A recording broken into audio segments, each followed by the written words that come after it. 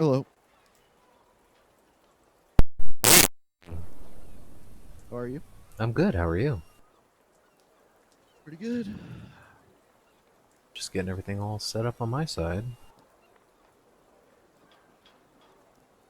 Figured I would show up a couple minutes early just to make sure everything was working. Well, thank you. It's what I've been doing for the past hour and a half. God, it's rough.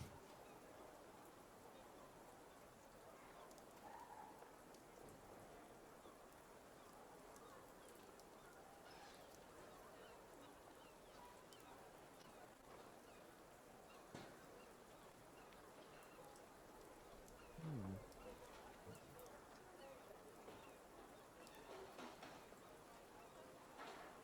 What's PP? Horn 12. Seems like everybody's getting on soon. Let me know if the sound or anything's too high or low. You're good for me. Okay, cool. I just got a new headset, so I've been messing with it for a while. Oh, that's cool. Let me know if you hear There's a any feedback or anything. there's a little static when you talk, but it's pretty quiet. Okay, yeah, I have the threshold set pretty high, so this way it's not picking up all the sounds in the room where I'm at. Okay. Makes sense. So I guess when I talk, it just picks up. Yeah, I mean, it sounds fine. I just figured I would tell you just No, thank you in very case. much. Yeah, I don't have a private office to stream from, so. Yeah. Wouldn't expect you to. Shit, I expect me to. Oh, okay. DM has standards. I mean, thanks to COVID, I have my own dorm room, so I guess I have a private office. That's pretty sweet. Yeah, I still have suite mates, but nobody in my actual bedroom.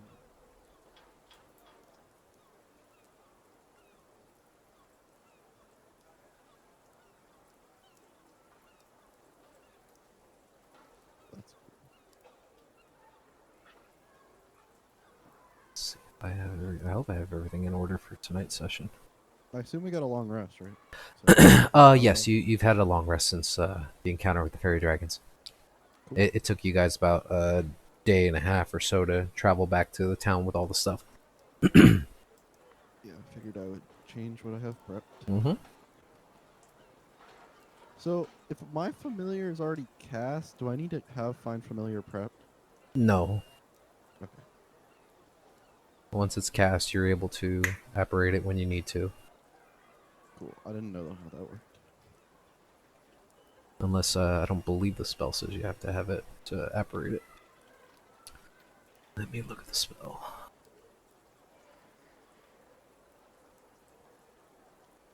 Oh, there's so many words.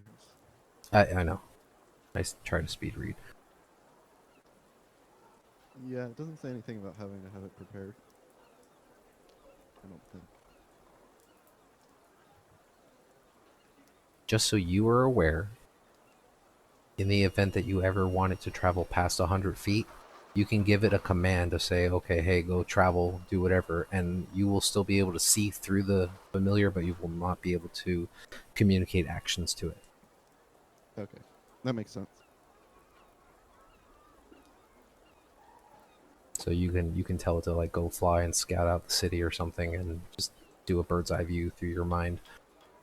Yeah, but if I told it to go fly a circle a mile away, I couldn't change it to a square or something. Correct. You would have to snap it back out of existence and then re-snap it into existence near you. Oh, so you don't even have to wait for the return travel time. That's kind of handy. No, I would say if you're conscious of where it's at and you're looking through its eyes, you could command it to disapparate on without it's you're not giving it a command to disappear. You are in control of it. Okay. I mean, I'm not too worried about that.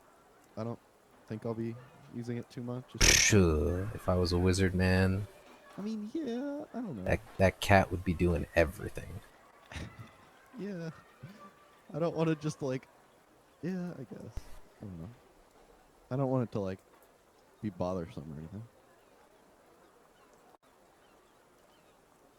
Let's see. Still got a few more minutes. So you're able to see the red dot, right? Yeah, right in the middle of the city. Okay, yeah. That's excuse me.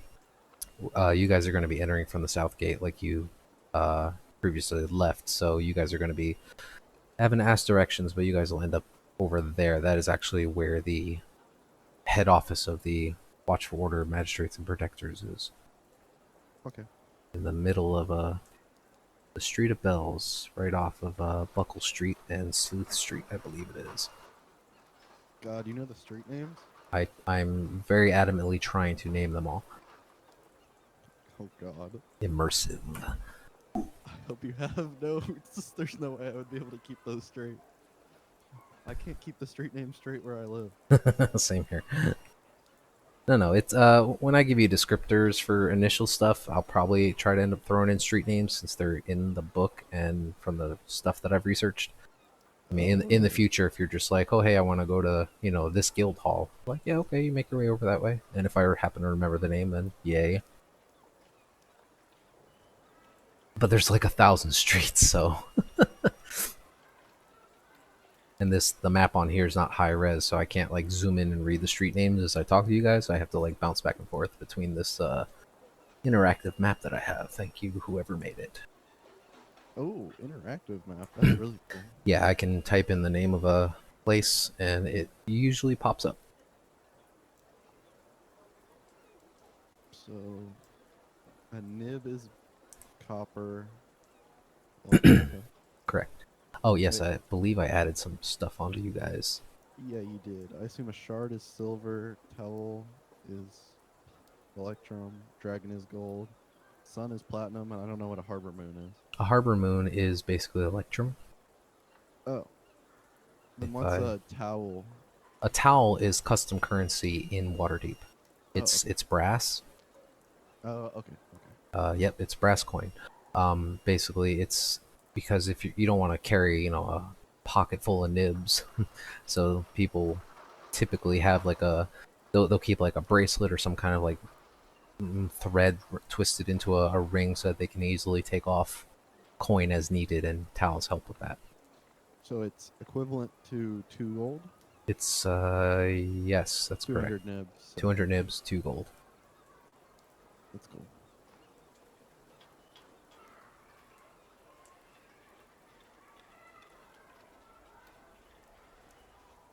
Let's see, but yeah, I believe harbor moons are electrum basically.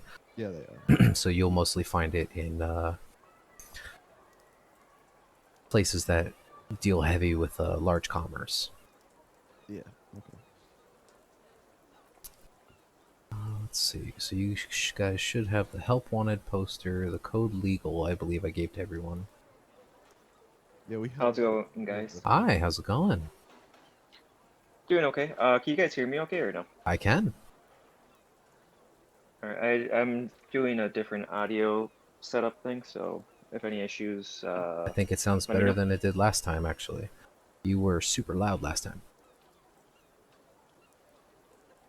Yeah, I'm gonna go run to the bathroom and then I'll be right back. Yeah, no problem. We still got some time. We're waiting on everybody. I see Perry jumped in. I can. I know you got bad communication today because of where you're at.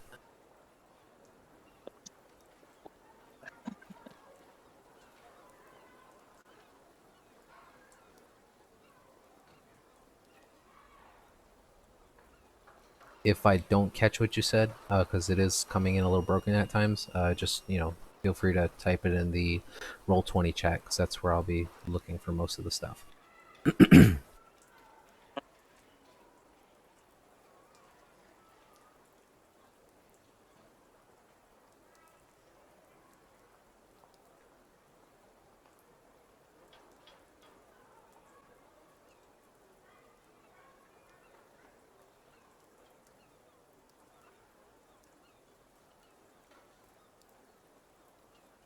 Let me make sure I have everything up. I believe I do. Excuse me. My throat has been so itchy today.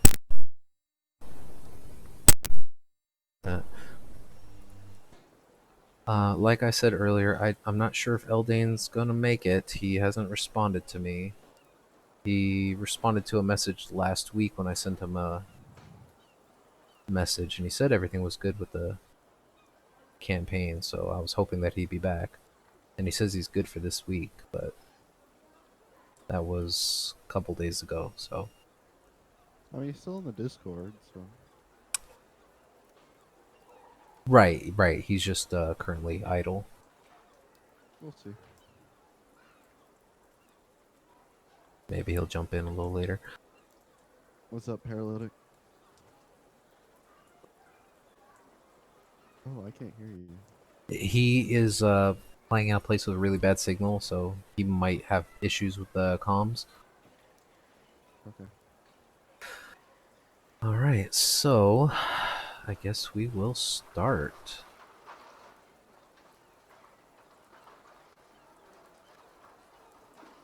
So last we left off, the group of you had been hired to do an investigation mission by Barnabas Blastwind and his assistant Seth Cromley to search on the tradeway for a disturbance that has been going on for a couple days where merchants were um, being accosted by various different creatures.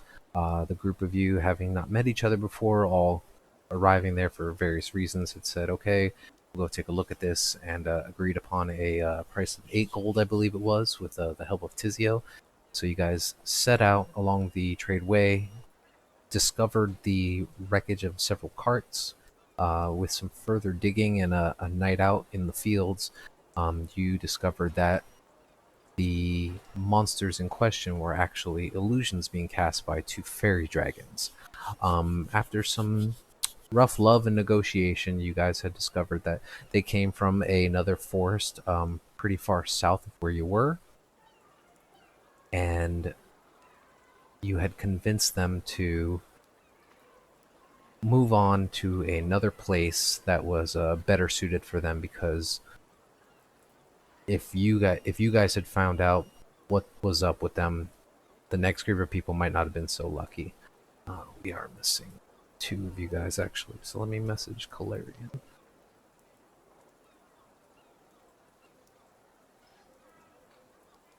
He did say he was going to be eating, right? Yeah, so Hello.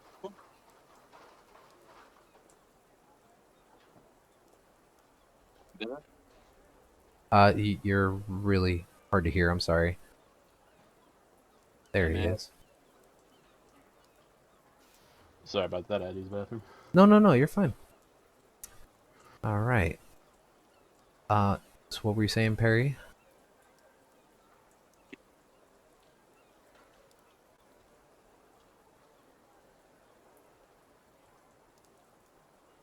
I don't know if anybody got that. Might have to type it in for us. So I was just giving a recap on the events that had gone on in the last session, and I am very sorry about that, but we're glad that you're here. So as you guys were able to gather up the materials and supplies, taking the evening after the encounter with the fairy dragons, you were able to repair a couple of carts, and you had enough horses amongst you to make your way back towards the south gate of Waterdeep, where you guys, upon crossing, you are met with some of the city watch, who are or the city guard rather, who are protecting the border entrance to the gate, and you see a half elf in full black robes, black cloak, and he looks up to the group of you, and he's got a piece of parchment paper in his hand, and you all recognize this as one of the magisters who keep watch on all the borders within Waterdeep. And he looks at the group of you, sees the load of carts, and he says, "State your business, please." Do we have like a paper saying that we were on this mission? You do. You have the wanted poster from Barnabas. Okay. I'll just pull that out and just say we're here. We've completed our contract or help wanted thing. Oh, I see. So this merchandise does not belong to you directly. Okay, if you can please take it over towards the office of the Watchful Order of Magistrates and Protectors. They will be able to collect up those resources and distribute them as needed. And he just allows you guys to enter into the city. Okay, do we know where we're going, or should I ask? If anyone is proficient in, I would say, history, go ahead and make a history check. Nice. So you... Perfect. That actually works out really well. Both Talum and Tizio... Oh, all of you are proficient in history. That's awesome. The two of you remember first. Talum, because you recall specifically because the magistrates, when you first entered into the city, had asked you to register yourself at this exact location, because you know that any arcane users within the city of Waterdeep typically want to be registered as part of the Guild of Watchful Orders for Magistrate Protectors, in the event of civil service. So you're basically in times of great need or in the city's defense, you may be called upon, and they want to keep track of who has the capabilities of casting magic and who doesn't. And Tizio, because of your connections to Waterdeep, you have a fairly good idea that most of the guilds are in the castle ward. So specifically, you guys, do you guys head over that way directly?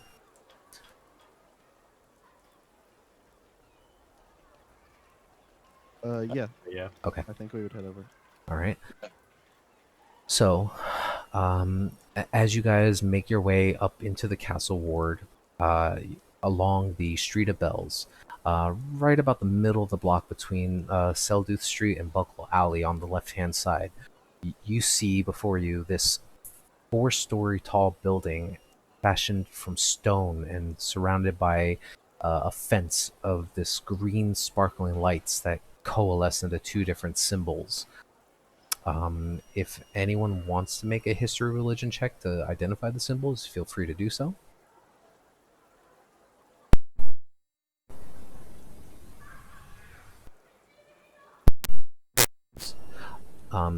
Tizio, you would probably point this out first, especially with you being here in Waterdeep so long. Perry, unfortunately, is not familiar with it. These symbols you immediately recognize as the symbols of Mystra, the goddess of magic, and Azuth, the god of wizards. And you can see that along this green fence, almost like an LED light that kind of shows 1 second and then it transitions into another and then it fades away, kind of symbolizing that this is the central guild hall for the Watchful Order. So you guys make your way up the stone steps and in through the large double doors of this building, and it's a very large atrium. When you walk in, there are large stone pillars reaching up to about the 2nd floor from where you're at, and it seems almost as if the 1st floor is a good 20 or so feet in height. So it looks like a 4-story building outside, but in reality, getting inside, it might not be an actual 4-story building. It might not have 4 floors. Let's see here. So yes, you guys walk up and you can see that there is a long wooden counter with large stacks of papers on each side, and a single dwarven male sits behind it, and he's currently focused heavily on scribbling something on some parchment.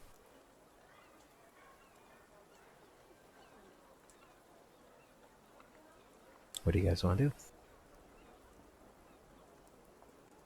I'll just walk up to him and be like, "We try." Plop it down on the table. And you see as he finishes writing on his parchment, he kind of grunts a little bit. Let's take a look here. Starts mumbling to himself a minute.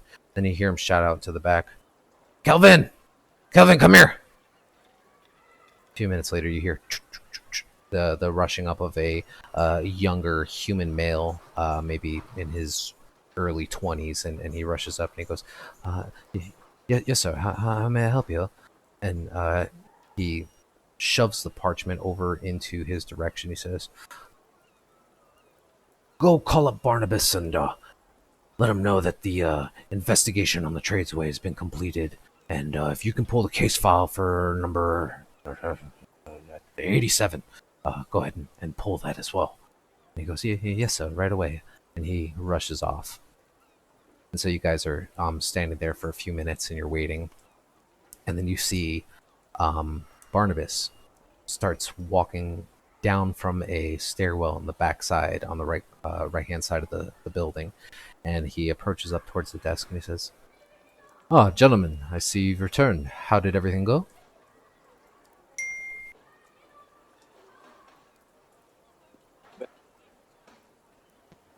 It went better than expected. Wonderful, wonderful. So, what was the cause of the problem? A couple of Fairy yeah, dragons. fairy dragons. Interesting. They were Yeah. using an illusion to basically scare people away. You can give up their merchandise.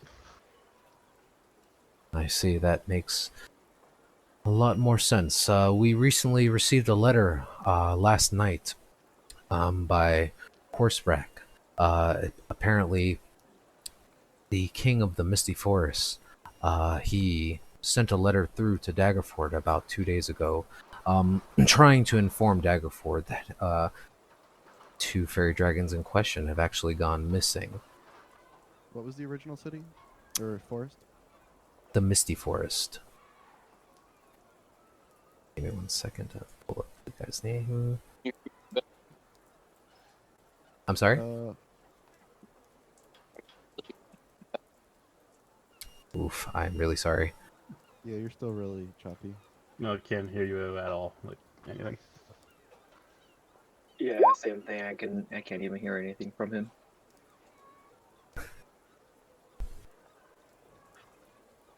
So Barnabas begins to explain to you guys.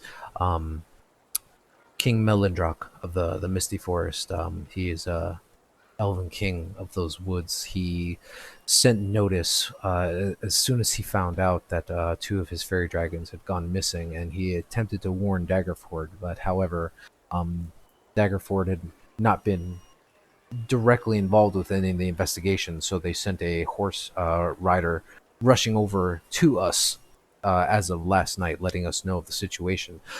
Did you manage to apprehend, or did you guys end up slaying these creatures? They were briefly apprehended before they were released. You see a little bit of a worry come across Barnabas's face, and then he goes stoic again, and he says, "Released to where? Do you know their whereabouts currently?" All we know is they flew far, far away from here. Out of care, do we remember what direction they flew? They said they came from the south, I remember. Correct. And since the coastline is on the west, they flew east. Alright. And I'll mention that they flew east. Absolutely. All right. So Barnabas nods as he's listening to the whole story of how you guys weren't aware that it was a then capture and return mission, because that information was not provided to you guys at the time. You let him know, hey, these things flew off to the east, and he nods and he says, "Well, it will prove a little difficult for Melindrock to recover those, but hopefully he can manage. I will send word to him." And then, Is there a reason he wants those?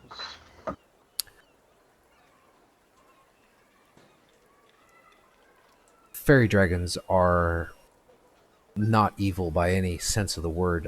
They are very mischievous, especially in a young age, and King Melindrock knows this, and he usually tries to keep good control over the birth and the raising of such young, and sometimes they get the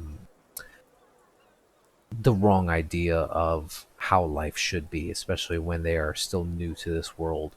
It just seems that it's two children being children and causing a little bit more mayhem. The letter seemed not to be stern, but to be more of a worrying concern for these creatures, as it is one of the standing, what's the word I'm looking for? Standing orders of the elves in the Misty Forest to watch over and guard these creatures. so that they can age and live out their lives.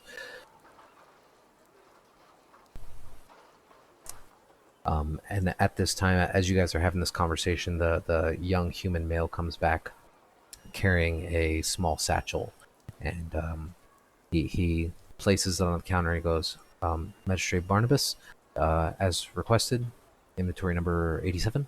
He goes, oh, yes, perfect, thank you. And he reaches into the bag and he says, I believe we all had agreed upon 8 gold upon successful completion of this investigation. I believe so. All right, and he will distribute 8 gold to each of you. So go ahead and mark that down.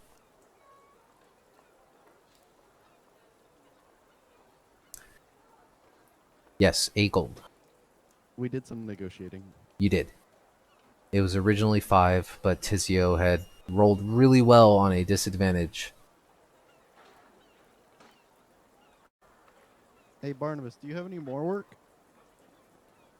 I was just about to offer that to you guys. Currently, I have to look through the list of investigations that we have pending, but where will you guys be staying? Do you guys have a place here in Waterdeep yet?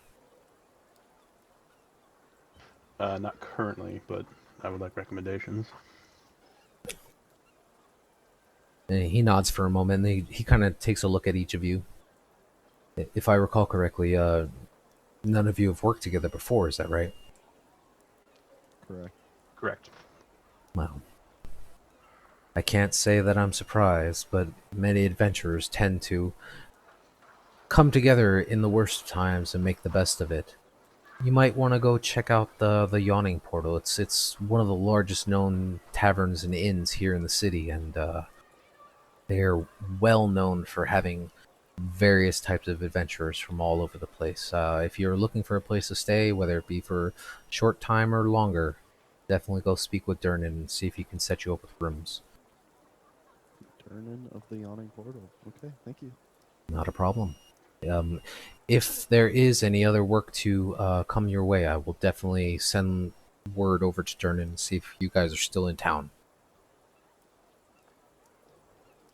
And about the horses, are those like ours now? Do we need to give them back? Those horses were on loan from the city itself in its time of need. So those will have to be returned. Where do you currently have them holed up? I assume outside? I assume wherever. I would allowed assume to we go to, yeah. would return them to the stables we got them from. Well, because you guys had to bring the merchandise up to the Watchful Order, so you guys probably have a trail of horses out in the front of the building right now. And so Probably. So Barnabas would direct some of the staff that's currently working there to go ahead and round those up. It says we'll return them to the nearest stable so that they can get taken care of. Not to worry.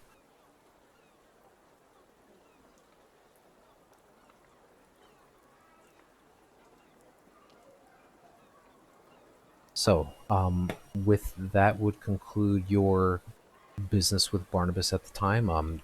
Do you guys have any questions of me?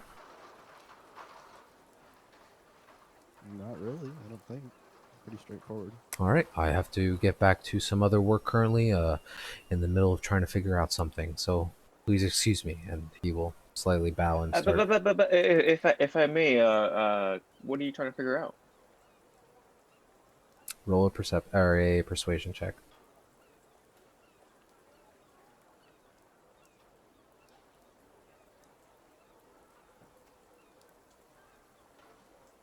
$17, nice roll. He stops and he ponders for a moment, and then he just kind of looks over at you and he says, The rising gang violence here in Waterdeep has been getting a little out of hand. We're trying to figure out what the cause of it was. This has been going on now for about the past month, and what seemed to start as small gang rivalry has turned into almost full-scale war, and we're not sure what the trigger was. That's as much as I can tell you at this time. Oh, all right. Interesting. As a note, Tizio, you would have noticed this as well. That there are a couple underbellies here in Waterdeep. You've never directly worked with any of them. To the best of your knowledge, you know that as gangs do, they fight over territory and things like that. But one of the biggest, you know, one of the biggest ideals that Waterdevians have is to, keep the blood off the streets. There's obviously going to be some shady stuff going around in the city, but it's not something that needs to be out in the open, and keep that stuff out of the eyes of the public. And that's why a lot of people feel pretty safe to not have to like walk around in full armor as they're traveling through the city. You see that a lot of the citizens here in Waterdeep, they'll walk around just regular clothing, and maybe every now and then one of them will carry like some brass knuckles or something like that for protection. But in the past couple weeks, you have noticed, especially on broadsheets and things like that, that violence has been spilling into the streets. Gangs have been fighting each other in cold blood and killing each other in cold blood just out in the open.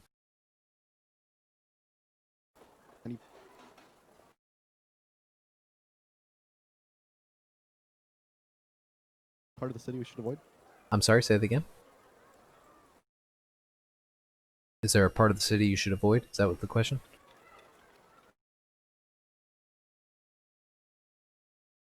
Any part of the city we should avoid?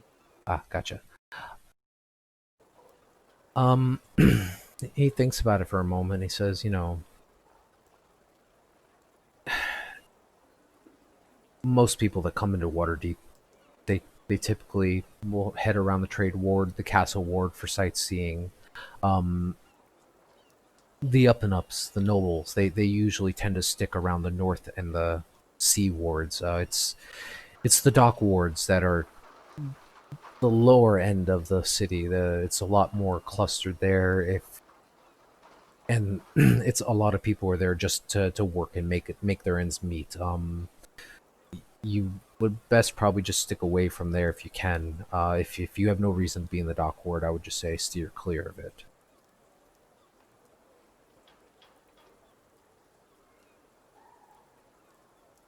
And if I may ask, has the gang violence brought what has it brought to your negativity? What negative has it brought to your business in this area? Are they stealing from you? Is it just gangs in the in front of shops and stuff like that? So, well, you would know this, Tizio, that the Watchful Order is the number one guild hall that is in charge of many of the arcane uses that are throughout the city. It is their sole purpose to protect the city of Waterdeep, and so any incidents that involve like major crimes or things that are magical in nature typically end up being investigated by the Watchful Order magistrates with a couple of the various wards and their city guard.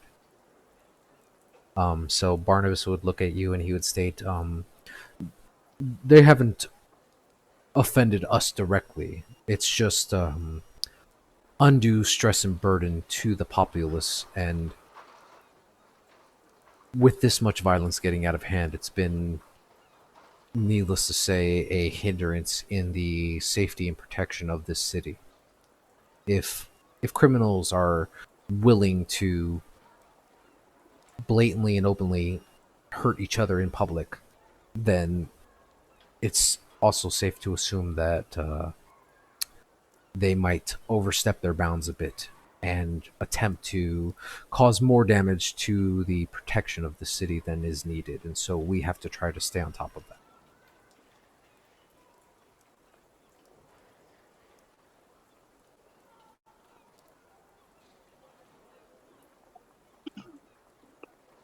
What does it mean from us? I'm sorry, Perry.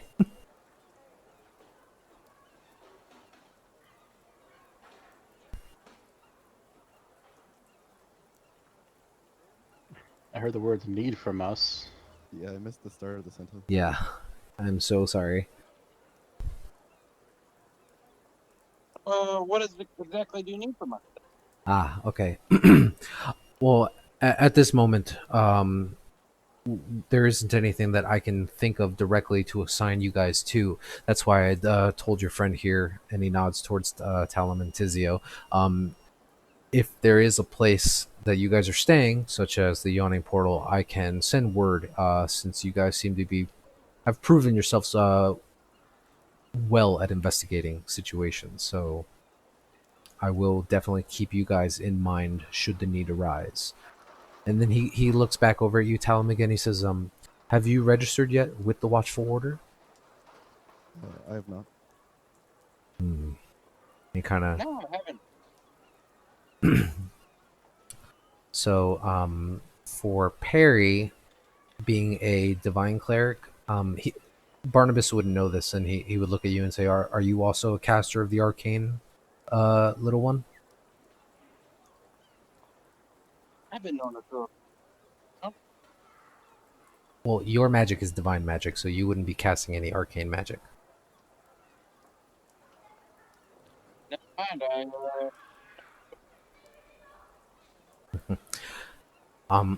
So Barnabas would look at you and nod a little bit, and he would say, Any arcane users here within the city of Waterdeep, typically in a time of need, should register here with us at the Watchful Order and give us either an address or their name, so that if there's large fires or if there's some kind of assault on the city, we have a list of arcane users that are here within the city that we can call upon based on their skills and skill sets, and so that we can reach out to you guys, whether it be by magical means or direct means, and request your assistance as needed. It is part of the duty as Waterdavians and citizens of this city to help the city in times of need. And if you are not registered with the Watchful Order, I highly suggest you speak with the clerk here. And he kind of thumbs over towards the door, and male sitting there grumbling. Just give him your name and a place where you may be staying, so that we may reach out to you if need be. Okay. I'll get to that in the coming days. Understood. Thank you. So guys, should we go find a room? Unless you Yes, get the rest. certainly. Out of curiosity, when you asked us earlier before we started, we have a trusted man. I'm assuming that means they're trusted both ways. That they trust you? That or they at least recognize us or like on a first name basis kind of thing. Yes, if you had, because I believe some of you did not actually respond to me. I think, let's see here. You did. Let me check it. You did, Clarion. I think you did. Right? I did, yeah. I chose. You took Durnan. Jallister, right? Or no, you picked Durnan actually, so you would know him. So at the mention of Durnan, you would have been like, "Oh yeah, I know Durnan. I've been there." And Yeah, I picked Jallister. gotcha. Yeah, I see that. Tell him. You would know that Jallister actually used to work for the City Watch, so you've had some conversations with him, and you understand some of the basic duties and responsibilities of the City Watch, and he's told you before that not being registered would be an issue and things like that nature. But yeah, Clarion, when they mentioned Durnan, you would have been like, "Oh yeah, I know that scruffy old human." Tizio, I don't believe you picked a friendly NPC. I apologize. I thought I did. It would have been Bonnie, the bartender, if I remember correctly. Gotcha, perfect. Well, then you also would know that Bonnie works at the Yawning Portal. Yeah, I believe I've been. Would my character have been there? Yes, if you're friends with Bonnie, That's what I you thought. would have probably visited the Yawning Portal, and you would know that it is a massive place for adventurers, and it's actually quite a sight to behold. And as an adventurer, you know that it's one of the de facto places to go for people traveling through Waterdeep, whether for a day or trying to look for work and things like that.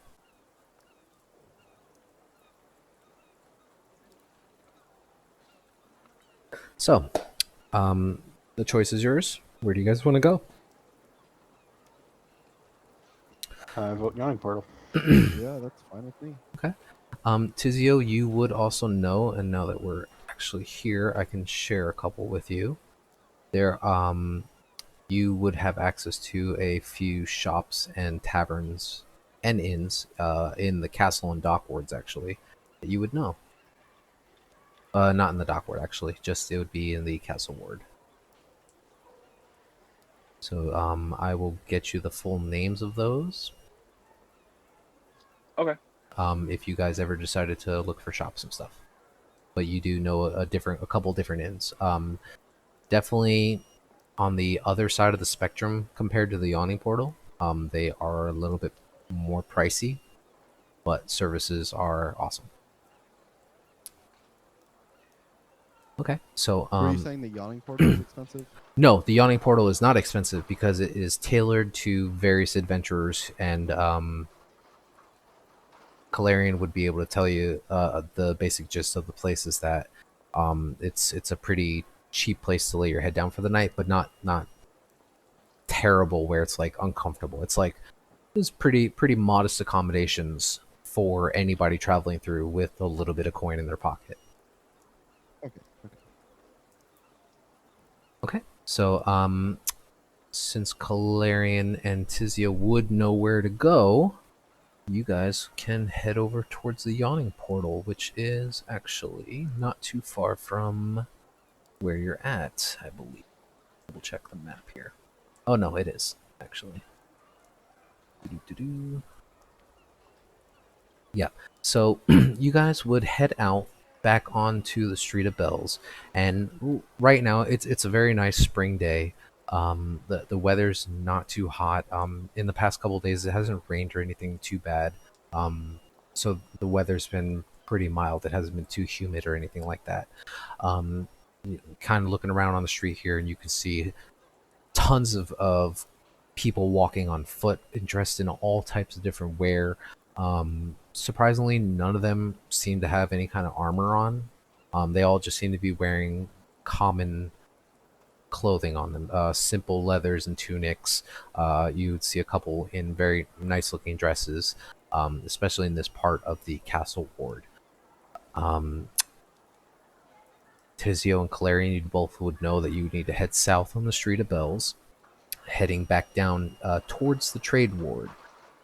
So you guys would be heading south. And once you guys head there, you would make your way across the high road. And if you're just following the main roads, you would head down towards Snail Street. So you guys would end up going down this way until you remember that small little alcove on the side on Rain Run Street where you would find the Yawning Portal. Let me pull up my notes for it. So go ahead. Is there us have been there have been oh my gosh us have gone there many times and the others may or may not have anything where we should let them be aware of any special rules or anything like that? Durden does not like being asked about the weather. Special rules, I would say Durnan's pretty laid back. He seems to be a very rough and tumble human in his mid to late 50s. Let's see if I can pull up a picture of him for you guys. I want to say I have one. It's still pinned in the Discord. I'm sorry? It's still pinned in the Discord with all the friendly faces. Ah, yes, perfect. Thank you for that. Yes. So, yeah, as you can see, under the Discord, I was just going to pull it up for the stream, too.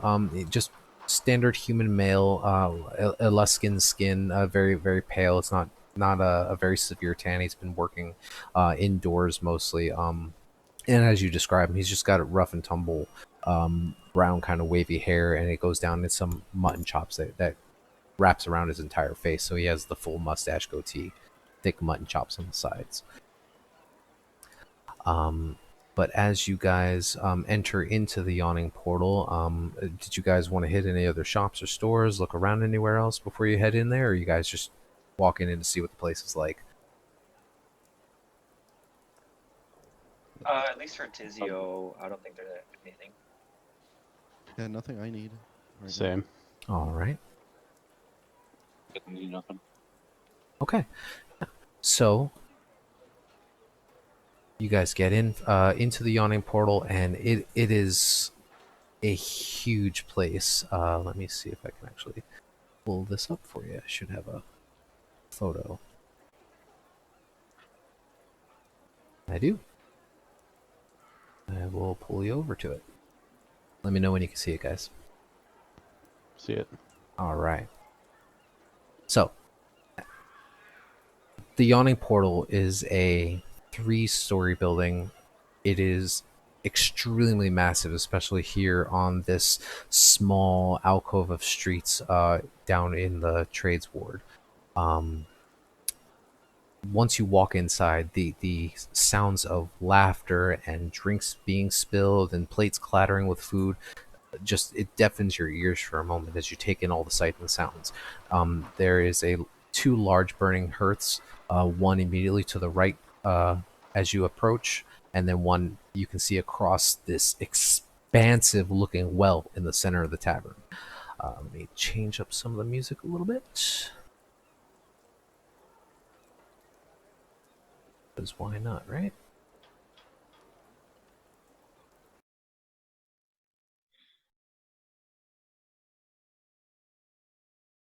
Not copy.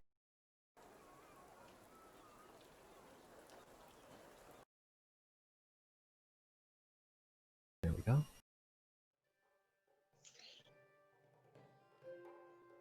Okay. So, as you guys enter in here, you can see that there are dozens of tables and chairs with small candle lights lighting the area all across it. It gives off a really nice warm glow in the center of this tavern. You can see immediately in front of you at the front of the bar, it's this long stretch of wooden bar with a bunch of bar stools along it, and you can see and immediately point out the very he's not super tall. He's an average height human male, just currently working on the taps and shouting out across the bar to various people who are kind of clustered around trying to order their drinks. And as you guys walk in, he just kind of he looks over in your direction. He looks and he says, "Welcome, find a seat." And then he just goes back to handing out drinks and things of that nature. So the place is packed with people. There are all types of half-orc to human. You see a couple half-elves. You can see there's quite a number of staff that are actually running around here. You can actually you see that there are a couple bards that are off in various parts of the tavern just playing different jaunts, and you can see that people are being rowdy and drinking and laughing. And then once you start making your way through the tavern, that's when you can start noticing this massive hole that is just pitch black as it funnels down into the center of this tavern. And anybody who wants to make a perception check, they can.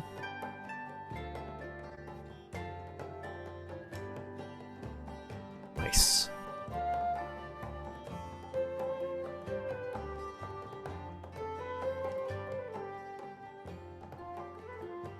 Awesome. So yeah, so you actually notice that along the edges here, there are stairs that spiral up to the second and third floors and then continue onward. And as you guys are looking up, you can see that not only is almost every single chair in here filled with people drinking, having a good time, but the second floor is too. It's a little harder to make out on the top floor because it seems to be more closed off. There aren't any open balconies looking down, but it is a cacophony of people. And you can also see that from the second floor, Tizio, there is what appears to be some kind of pulley system and then a winch with like a rope that you can attach your foot onto that seems to be hovering over the center of the well. Have I seen it? Have I ever seen it be used before, or is that something You new? have, yes. I would say, spending time here in the Yawning Portal, you would see that groups of maybe 5 or 6 people would be laughing and talking, and then they would be lowered down into the well. You having been there, and Calarian having worked with Durnan, or spoken with Durnan, or on good speaking terms, would know that this well leads to the Undermountain. And Calarian specifically, you would know that Durnan laughs at anyone who is foolish enough to enter down there without being severely prepared. Yes. So you guys, you make your way in. You can find some seats. There seems to be an open table in the back right corner, pretty close to the hearth. If you guys wanted to sit down, order some food, and the rest of the evening is yours. What do you guys want to do? Yeah, Perry will order some food and a drink for the table, whatever. Yeah, absolutely. Yeah, you see, let me pull up her descriptor. Yeah, so you can see one of the barmaids that's walking around. Tizio actually notices her and kind of flags her down. She meets your eye, and this is Bonnie.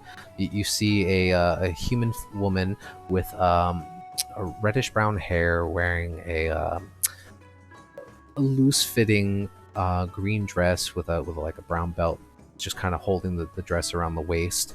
You can see some white frill going around the sides, and she walks over and she's got a tray in one hand. She approaches and she goes, "Oh, Tizio, you're back."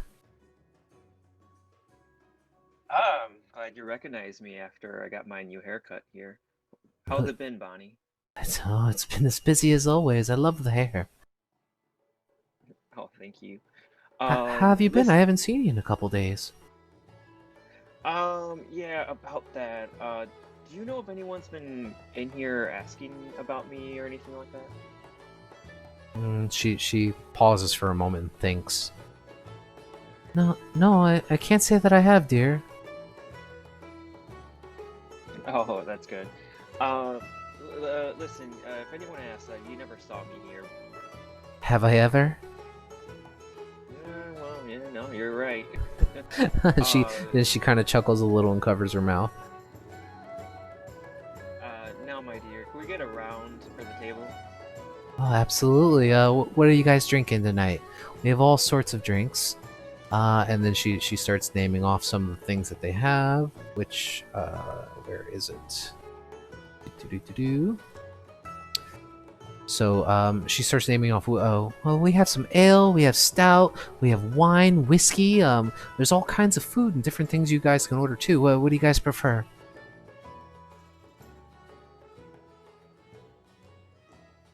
What do you got for I'll have the food? usual. Of course, Tizio, my dear. Oh, what did you say? What do you got for food?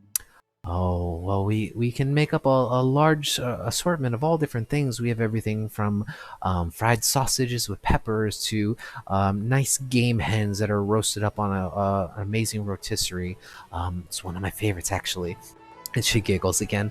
And we can have different meatloafs, or if you're looking for some kind of a hot soup, we have, I believe there's a local shop that we've noticed recently, and Durnan's been wanting to try it out.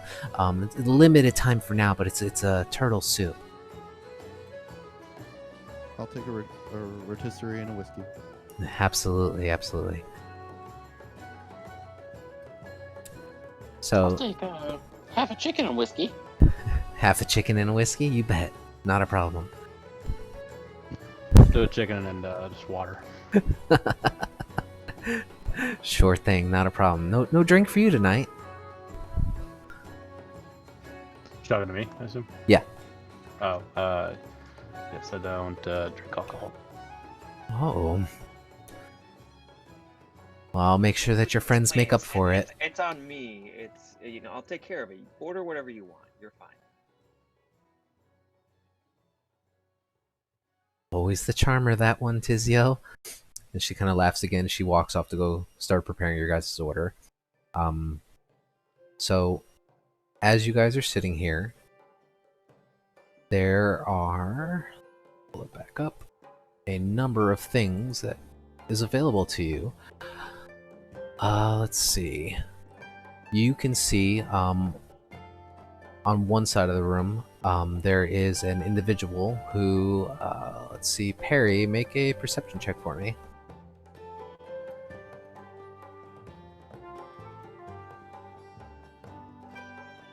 I feel like he might have lost internet because he dropped off the Roll20 list. Oh, he did. Okay, not a problem. Well, somebody he might recognize is here. So, Can you hear me still? yeah. There you go. I got it now. Okay. Yeah, I see 21 for you, or that might have been from before. All good. So, you can see that there is a bard playing on a lute over in one corner, and as you take a little bit of a closer look, you start to recognize him, actually. He and his lute stand out very well, even with that perception check for you, because you've known him so long. You see 3 strings over in the corner, and he's trying to play like a jaunty tune, but it seems to be a little bit off key, and you can see that some of the other patrons that are sitting there next to him are just kind of, they're heckling him a little bit, and he's just kind of laughing it off, saying, "You don't know what good music is." You can see that there are other tables that have maybe 3 to 4 different people there, just all a group of humans that are playing cards. You can see people are having drinking contests. It is jam-packed in here. And so after a few minutes, you see Bonnie starts coming back with her and one additional of the staff, and they start laying out the food for you guys, and it smells delicious, and especially after such a long, hard day transferring all this stuff, and especially what happened out on the road, you guys are actually pretty hungry. So you sit down and you find yourself around this long wooden table and start eating your meal. Slow smile starts creeping along each of your faces, and you can still hear the shouts of gamblers mingling with off-key songs from drunk people across the room. Now that you guys are sitting there for a little while, you see a small line start forming towards the entrance of the door, and there's this female half-orc that just cries out in laughter, and she goes, "Ha! Only weaklings in the yawning portal tonight, huh?" And you can see that she's challenging adventurers to an arm wrestling match for coin. Closer in the corner, you still see that there's a few human males there with determined faces playing cards, but it seems 1 or 2 of them have gotten up and stormed off.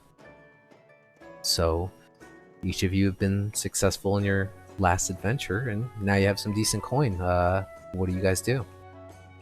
Before Bonnie walks away, can I just ask her who we see about getting a room for the night? Well, you can speak to me if you want, and I can check with Dernan. How many rooms are you trying to get? 1 for each. I believe so. Okay, so that'd be 1, 2, 3. And she kind of looks at Calarian and tilts her head a little bit to the side, and Calarian goes, "No thanks. I'll probably find a stable outside." So she'll go off and she'll inquire about rooms for the night. For the 4 of you, if you're each getting a room, I would say, pull that up here.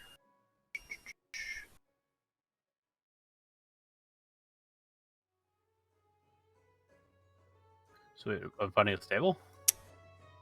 Say again? I'm finding a stable? Did you mean Eldane? I meant Eldane, yes. Who did I say? Okay.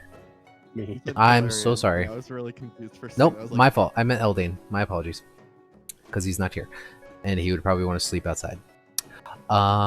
So let's see. For 4 rooms for the each of you for the night, you're probably looking at about 5 silver each. And that'll include breakfast in the morning for you. Calarian, you're not gonna challenge that orc to a arm wrestling match? I bet you could take her. I was gonna ask, have I seen? Go ahead. I apologize for interrupting there. The half orc or the orc, excuse me. Have I seen her here before? I'm assuming. Make a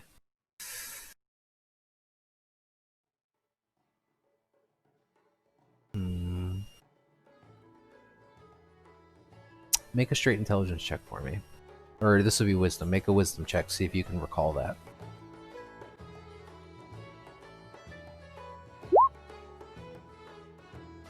12. Okay, that's not bad. You might have seen her. You've definitely noticed people getting challenged to arm wrestling contests. It might have been the same person, but you weren't paying too much attention to her. All right. I'll join in and try to pump him up to go challenge her. Sure. How do you do that? Are you trying to egg him on? To Calarian, yeah.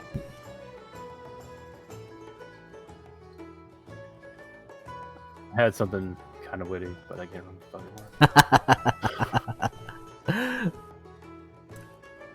Okay. Yep. So I mean, you guys are here. Bonnie comes back and she obviously gives each of you a key, and she tells you up on the 3rd floor is the rooms. They're all numbered on each of the keys. So you guys have rooms for the evening. You guys can rest, relax, you talk around, or do whatever you guys want to do.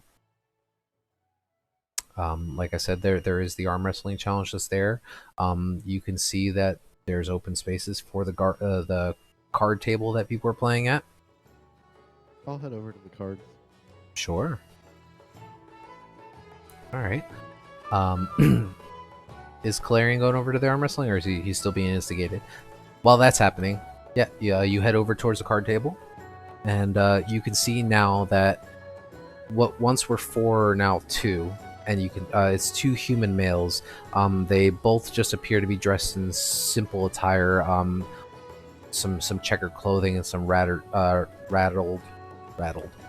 tattered like corduroy pants and things like that. And they kind of look over at you, and you can see that cards are laid out on the table, and there's some silver and copper thrown in. And they look over at you and go, "Hey, you ever play this before?" What game? It's Timor's Gambit. It's real simple. You interested? And you see it. Why not? The other one kind of sneers a little bit. Would I know anything about this game? Make a history check. Yeah, it's a pretty common card game across the Sword Coast. Basically, it's Texas Hold'em. Okay. So yeah, you know that there are some. There's a round of cards that are dealt. Then there's a betting process. Another card gets dealt out, betting process, and then a final card. And then basically, whoever has the highest set of cards would win the pot. And you can bet whatever you want, or you can match the bet until everyone calls, just like in Hold'em, and then you move on to the next turn. For this, obviously, we're rolling dice. Sure. I'll play around. Sure. So you see as he sits down and he looks at you and says, "Hey, where are you from?" Not from around here. Okay. And you see as his buddy's chuckling a little bit, and he watches it. "Shut up, Kyle. Guy's new into town. He's never played before. Be nice, all right?" And Kyle goes, "Yeah, okay." So starting ante is. I'll just follow whatever they bet. Yeah, you bet. Oh,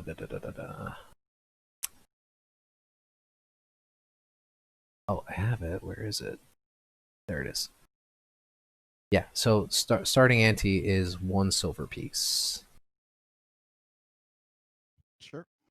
So you toss in a silver. So go ahead and I need to roll for these guys. Go ahead and roll a d8.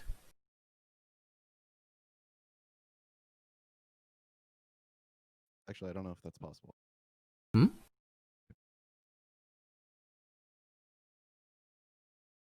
Okay.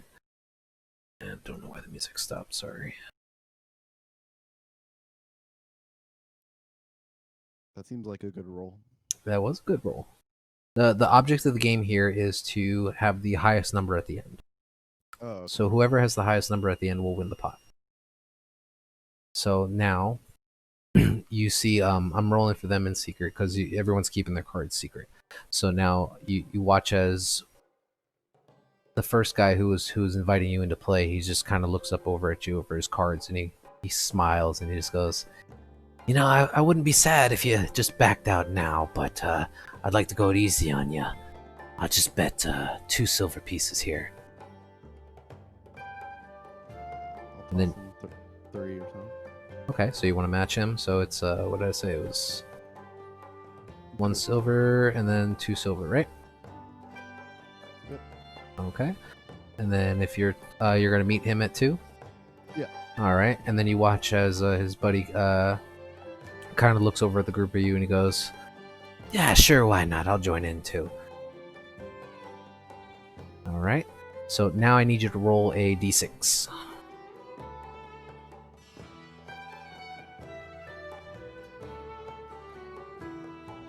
Okay.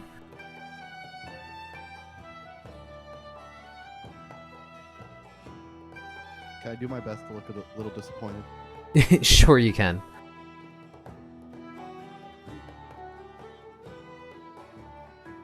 All right. Yeah, okay. Gotcha there. And so now it's going to go back again to the first guy, and he's going to look at you again, and he's going to... He's looking at your face, and he sees that you're looking a little upset, and then he goes, "Can't win them all, can ya?" And he's going to bet another 2 silver pieces. Yeah, I'll match him again. All right, so yeah, you just sadly match in for another 2 silver, and then he watches his friend just kind of angrily grunts, and he just throws his cards across the table, says, "Not this time for me." So pot now is for 8, 10, 11 silver pieces, and I need you to roll a d4. Nice.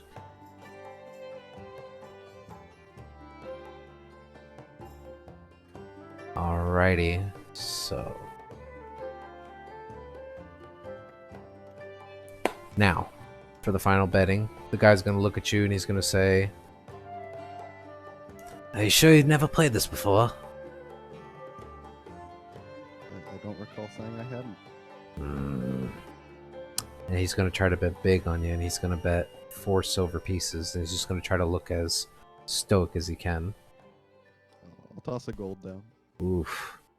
Just to match him, or are you raising him? Just a whole gold, like to raise or whatever. Okay, so he says, "Oh, you're a sly one, aren't you?" And he'll throw in the extra silver to make it 5 silver as well. And so he rolled an 8, a 3, and a 1 for 12 total. So I beat him by 1. You did. And he looks over at you and he goes, "God damn it." So that is, let's see, 2, 4. So yeah, 4 gold, 1 silver to you. Great. Thank you. Yeah, you bet. And he looks at you and he goes, "We can play again if you want." You gotta know when to walk away. What's your name, friend? Talon. What about you? I'm Jeffrey. I don't live in Waterdeep. I usually just come in here for the drinks. Pretty good, eh? Yeah, not too bad. No, I'll catch another game with you later. Alright, I'll be looking for you, tell him. I'll go find the rest of the party. Yeah, you bet. Yeah, they're just still sitting over at the table, and I believe Harry and Tizio are trying to egg Trying to get Clarion Don on. Yeah. That was a good roll. I rolled a 1 on the end. Have I ever seen the orc lose before? Not to your recollection. Clarion, Clarion. Clarion, what's it cost to arm wrestle? Or maybe I'll sponsor you. Then you got nothing to lose. No, arm wrestling is not my thing. Not a- Fire right here. Fire right here. So as you guys are sitting there and you are trying to get him to arm wrestle, you suddenly hear this. All the noise in the room is just eclipsed by this large shout. He goes, "You pig! You like killing me mates, does ya?" And you watch as the tall half orc is just suddenly struck by this wild swinging punch from a human male, whose shaved head is covered with eye-shaped tattoos. 4 other humans are standing behind him, ready to jump into the fray, and the half orc stands back and cracks her knuckles. She just roars and just leaps at the tattooed figure. But before you can see if blood's drawn, a crowd of spectators just starts clustering around the brawl. What do you guys do? So it doesn't look like anybody's trying to stop it. Not currently. It looks like everyone is now just standing around cheering and shouting, and this is all happening over at the front of the room, right near the entrance, where they seem to be having a fisticuff fight, and they're in the middle of pounding each other. But you watch as there are 4 other people in the back that all seem to be wearing the same kind of garb as the one fighting this half orc, and just waiting there ready to pounce. How many of them are there? Against her? In total, it's a 1-on-1 right now, but there are 4 people just standing there, ready to jump in. I'm gonna. Tizio's gonna grab his drink and find a damsel far from the fight. Sure, yeah, and you do so. You just start finding someone to try to have conversation with. Perry, not liking the sight of someone being outmatched, will join the fray, or at least try and stop it. Okay, Yeah, I'm gonna involve myself as well. sure, yeah. So I'll wander over with them. Okay. Not actually hop in. Okay, so the bar floor is currently like super crowded, and so I will give you a look of where she is. She's over here, and you guys are currently back here because that was about the only open seating for you guys. So Sorry, we're back where at? back top right corner, around here. So as you guys start seeing this brawl happening all across the entire center here, on both sides, it's just all the people just started rushing up out of their chairs. They're all rushing around to make this huge semicircle of bodies just gathering around trying to watch, and you have to start rushing over, try to start making your way back through the crowd to try to get towards the front. You could see people on the second floor cheering and shouting. Some people are throwing bottles down at the crowd. But you start making your way through, and as you're starting to get closer, you can hear punches and swinging left and right, and you hear the crowd moan at one moment and the other one. Then the crowd starts cheering as the other one starts shouting out. It sounds pretty chaotic, but you guys are slowly starting to make your way up there. Let's see here. So I want everyone to roll initiative. What kind of armor does she have on? It's a little hard to see over the crowd of people. You would have to try to get closer to discern that. Oh wait, should we leave a token down so we can actually like? Yeah, absolutely. If you guys want to throw your tokens on, you guys are about over here. Over where? Back right corner. So like where I am. Right about there is fine. Let me pull up the tokens for the other guys.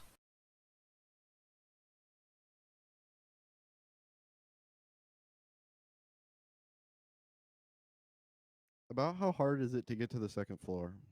Not terribly. There's a staircase right here, and then it's not on this map, but there's another spiral staircase leading up on the other side.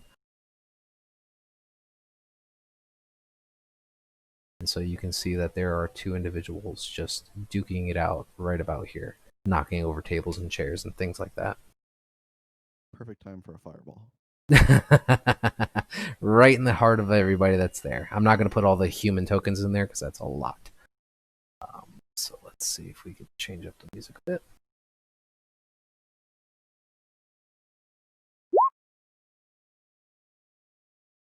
Oh, let me get the initiative tracker up too. Sorry, I'm still learning all that stuff. There we go.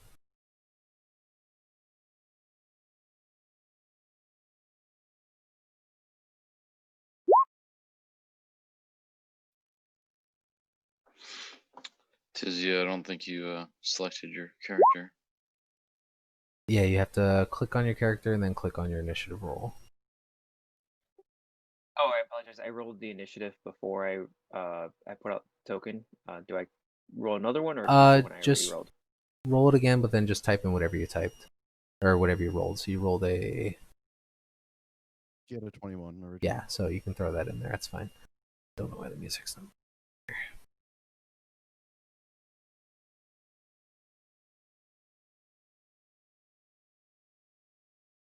If you just click the number on the tracker, you can change it. Yep.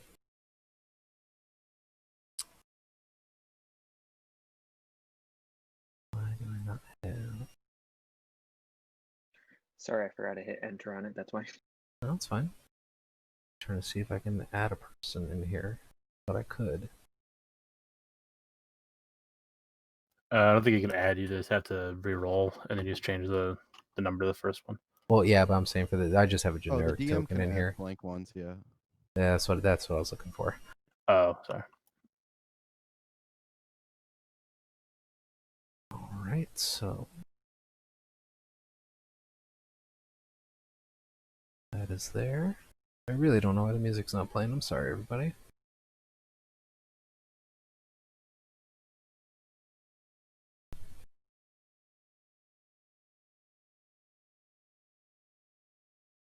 Try this again.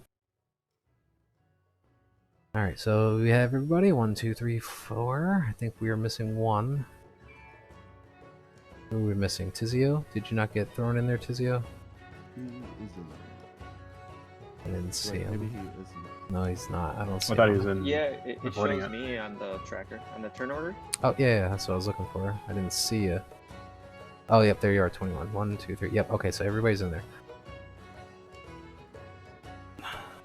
Alright, cool. So, we're going to do this in a bit of a turn order here. Starting with Tizio, I believe you are first. Let me switch that around. So, you are in the back corner. You said you were kind of staying out of the fight there. Yeah, I'm just gonna be making my moves on the damsel there. Alright.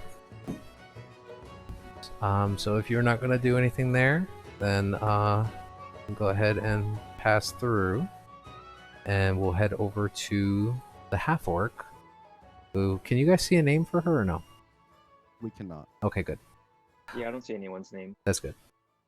So the half-orc, you as you guys, it's a little hard for you guys to see as you're making your way through. I'm gonna delete one of these tokens for Harry.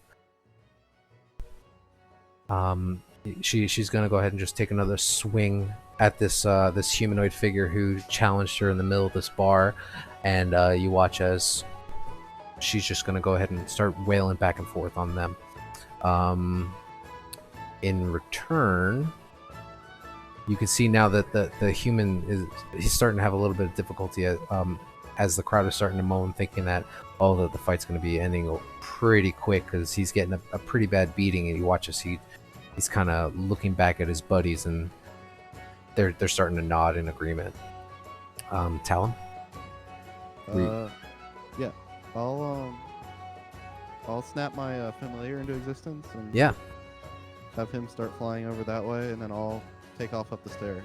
I don't know if Aw. I can do all that in one turn. I think I can. You can. It's an action, and well, it would be an action to give him a command, is it not? But you would be able to summon him. Oh, well then I'll summon him and run Okay. up the stairs. Not a problem. Easy enough to do. Just I as gotta close get as you- I can on the second floor. Sure. I got to get you a token for your familiar. Does that end your turn? Yeah. Okay. That's an action. Yeah, that's good. All right. Yeah. As you start making your way up to the second floor, you can see that there is a railing that surrounds the entire center part of the yawning portal here, and there are just people just leaning over the rails, laughing and cheering, and just having drinks. Some people don't care; they're just off eating their meals, and minding their own business. But you're able to start making your way up those stairs. Cool. Harry.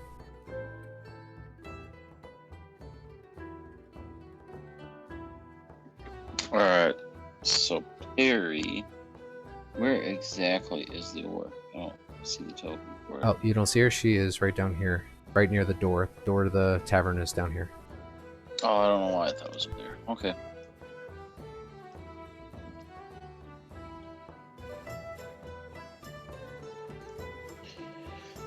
So Perry will dash over and just sit right there then. Okay, so it's a little crowded in the bar here, so you'll be starting to make your way through. So we'll say there's a lot of people here clustering all the way around her.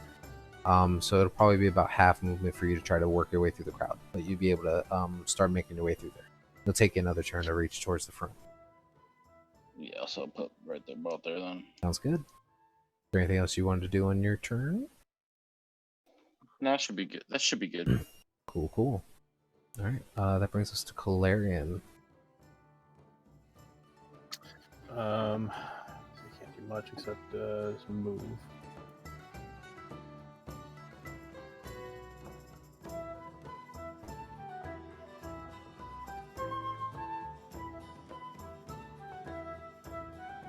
So I'm gonna try and dash. So I think should be able to make it over to Perry. Yeah. From where you are, if you're going to skirt around the south part of the well, you should be able to. It's clear there. Everyone's been clustering around, so that the group of people don't start till about here. Where it's about a half circle, semicircle that's surrounding this group of people right now. Alright, so it was right there, spot to go. Yeah, shouldn't be a problem. Alright. Start just pushing some tables and chairs out of the way as you start getting there. That's about it. Okay.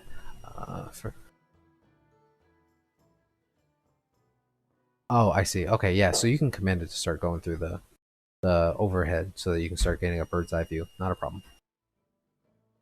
Thank you for clarifying on that.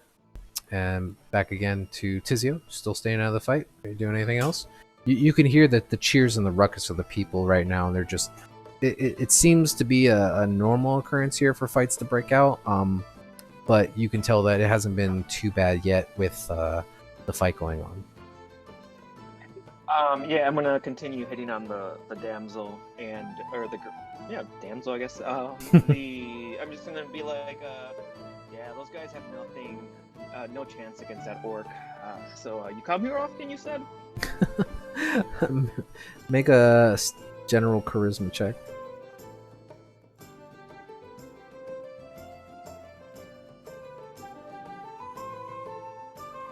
Okay, she's looking at you, and she sees that you're kind of like crowding up into her space, and she's a little distracted right now with the fight that's going on. You can see that she as you're close enough now, you're talking to her, she's just kind of acknowledging you, but she's also wearing leather and has a short sword on her side, and she's just kind of like, yeah, and she's trying to look over your shoulder at the fight.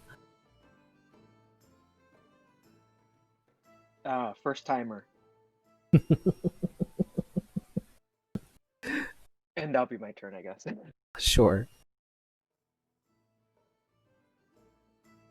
Alright, so back to Yagra.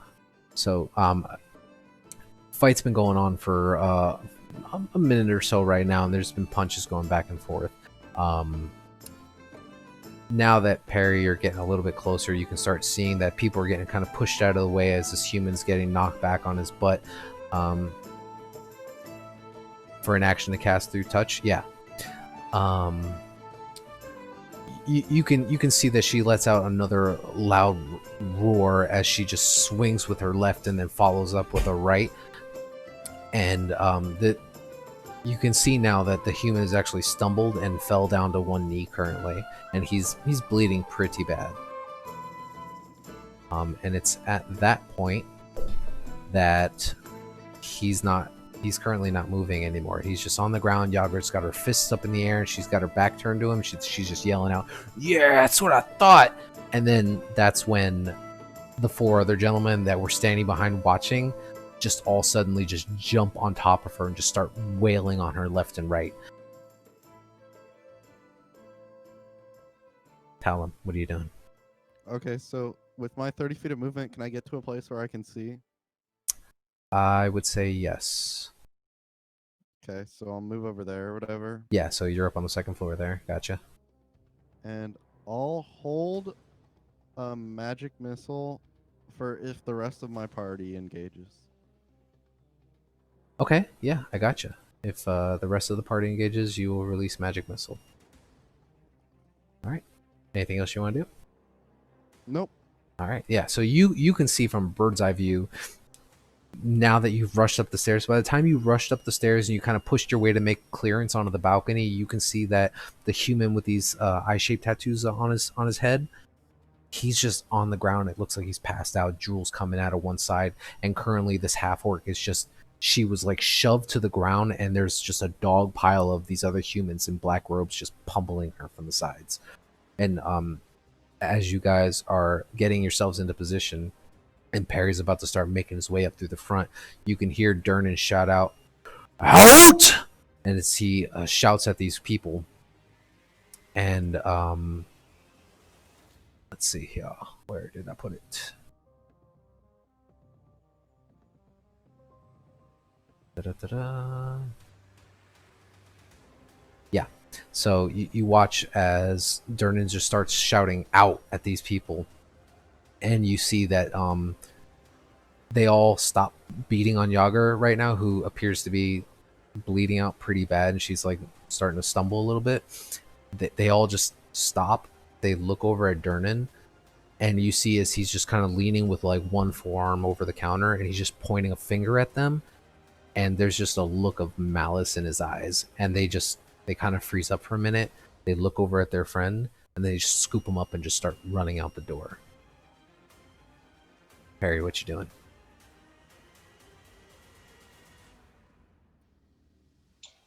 Well, if they're on their way out, I'm not too concerned of stopping them. Mm-hmm. So I will check on the orc. How's the orc looking? She's not completely unconscious, but she's been hit pretty bad. And as you start looking at her, you hear from behind you just this sudden shout and scream of alarm as a hulking creature starts climbing up out of the shaft of the middle of the tap room. This monster with warty green skin and this tangled nest of like wiry black hair and long like carrot-shaped nose, and his eyes are just bloodshot, and it starts baring its yellow teeth, and it howls out this hideous and then you can see that there's this half dozen bat-like creatures that are attached to the body, and 3 more just circling above it like flies. Everyone in the tavern starts freaking out except Durnan, who just reaches under the bar and unsheaths this greatsword and just yells out, "Troll!" You all watch as this large, lumbering troll makes his way over the top of the well. So this isn't a natural occurrence, right? You're asking if this is a natural occurrence? Yeah, I can assume by everyone's reaction that this doesn't happen on a daily basis. Yeah, like it's something where this is normal to us that have been here multiple times.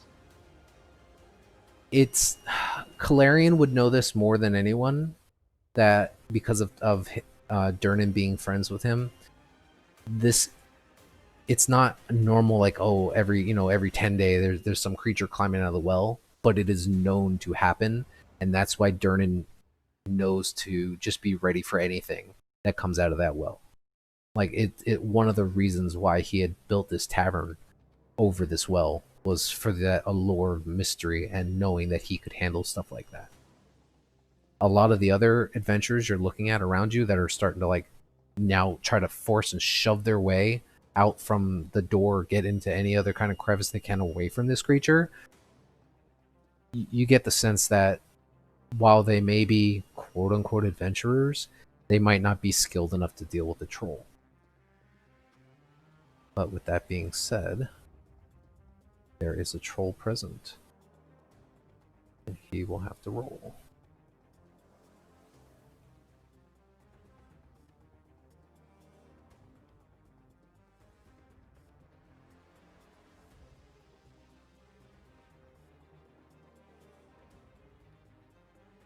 get these bad boys on the tracker too.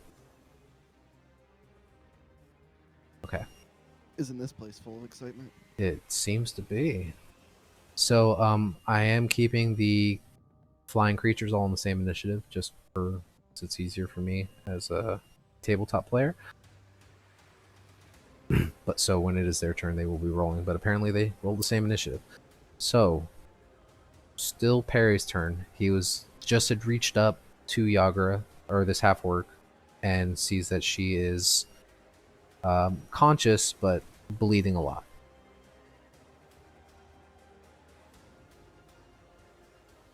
So it's not like she's 0 hit points, right? She's not unconscious, no.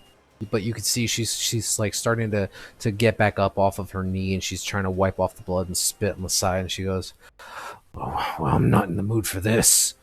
And she starts standing up. She starts wanting to, like, she's not afraid of it, it looks like, but she's also not in a place to be dealing with it. I'll just look at her.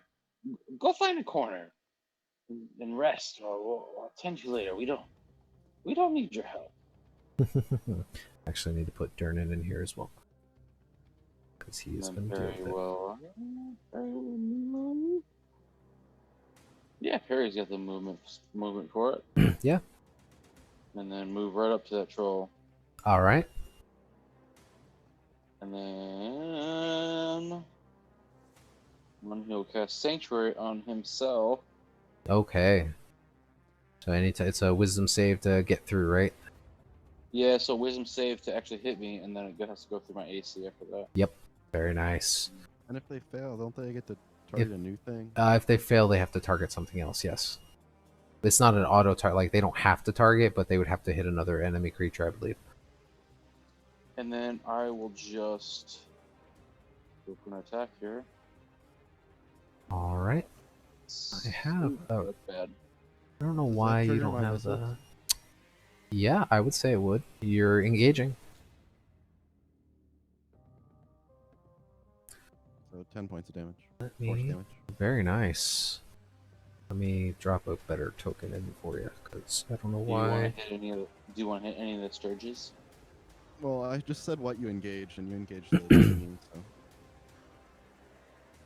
I mean, you didn't specify what you were hitting, but yeah, are you aiming at the troll, right? Yeah. 10 points of force damage. Got it. Nice hit. Okay. Yeah, you watch as he had just lumbered up out now this long and slimy green looking troll, and you release these arcane missiles out of your hand, and it just flies right across the open portal and just hits him right in the back, and he lets out this howl, and he just angrily kind of looks over in your direction. Calarian, what you doing? Well, I'm gonna equip my sword and shield. Yeah, you bet. I imagine you And, had it at the ready. Well, if it was me a bar fight, I was just gonna punch. But don't get hit for murder or something. Yeah. Um, This guy off the field, he's gone. Yagura is making her way over here. Go ahead, I'm listening. I'm gonna make my way over here to this Sturge. Yeah. And take a whack at it. I would say he's flying up a bit from you. Oh, okay. Yeah. No, This troll that you're looking at now that you're getting closer, this troll is probably a good 9 feet in height, and this Sturge is flying above him. Okay, then I'm gonna retcon and can I move underneath the Sturge then, or Yeah, I'd say you'd be able to position yourself under him a little bit. okay, because then I'll just move up. Yeah. If you're trying to get to the troll, yeah. The troll. Yeah. Yeah, and then I'll attack the troll instead. Go for it. Oof, nice hit. I think that's max damage too. Yeah, that's a really nice hit. Definitely hits. Imagine having to roll for damage. Or roll to hit. Right? Yeah, you guys are definitely wailing on this creature so far. You watch as Calarian Perry, he just runs right up next to you and just pulls out his you have a longsword, right? Yep. Yeah, pulls out a longsword just straight from the sheath and just slices up across this thing's like left thigh, and you see this large gout of blood just start spilling onto the floor. You watch as a couple of the sturges that are currently clinging to the back of its body, that like big bulbous stomachs, just kind of fall off and just start diving back down towards the well, or down towards the bottom of the well. You doing anything else? Nope. Alrighty. Tizio. Yeah, I don't have anything else I can do. Gotcha. What you doing, Tizio? Tizio is going to continue making his move. You bet. And he's just gonna say, like, he has his arm up, like, on that post that he's next to, and he's just gonna be like, "Don't worry, that's my squad over there. We got this. We took out a dragon earlier today. I'm sorry, I didn't catch your name." Oop, 1 second, I'm sorry. Well, let me fix that.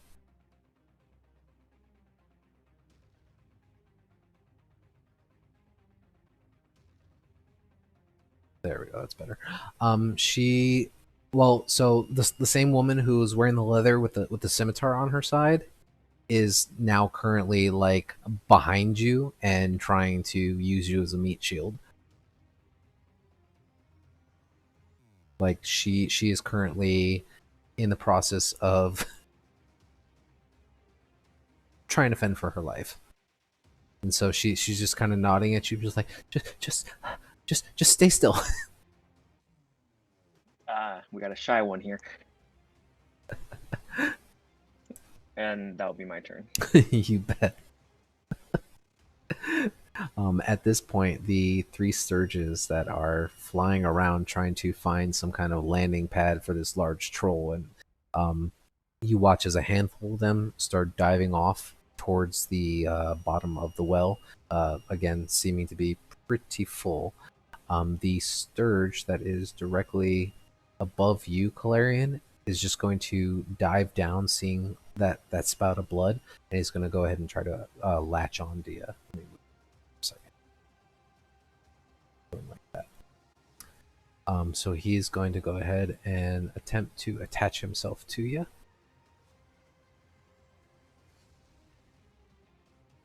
Those things are ugly. With a 13, which I believe misses. By a bit. By a bit.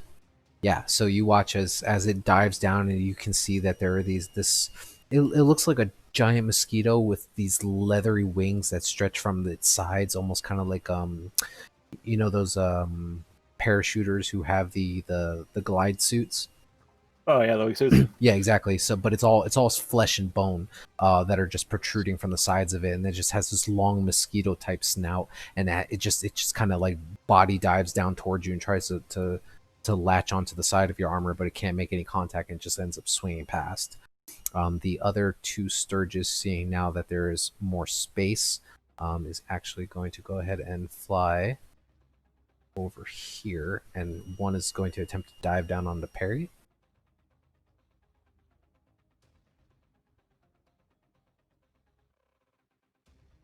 Oof. Oh shit.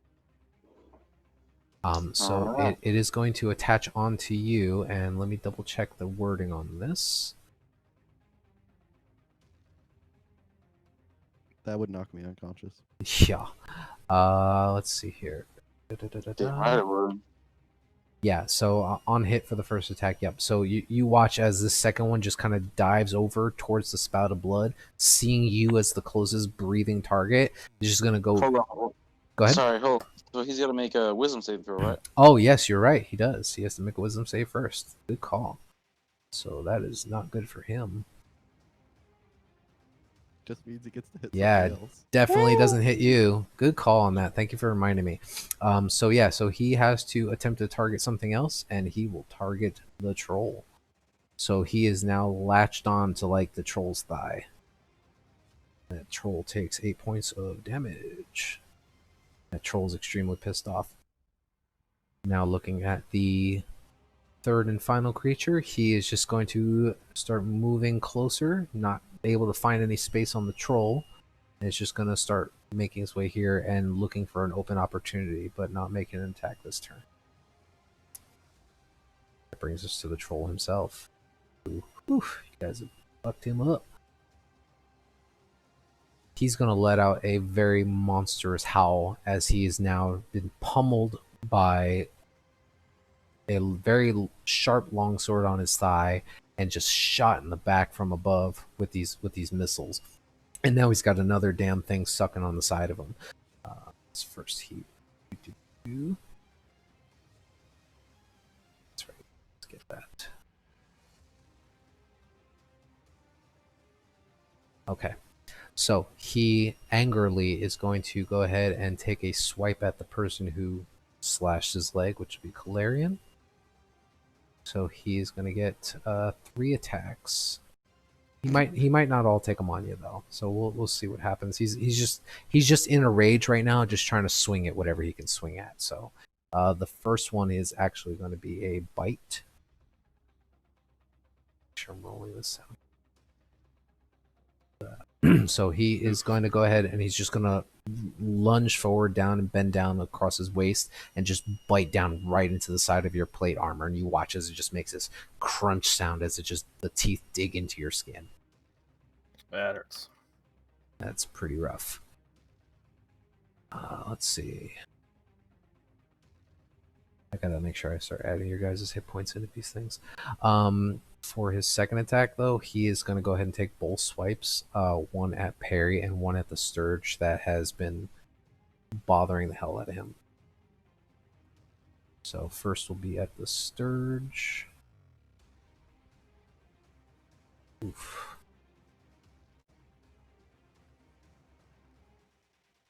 Doesn't hit. So he goes to try to swing down at this Sturge that's like now stuck to his right thigh, and he just swings widely because it's just drained. He looks like he's drained a lot of blood, and he's starting to get a little woozy.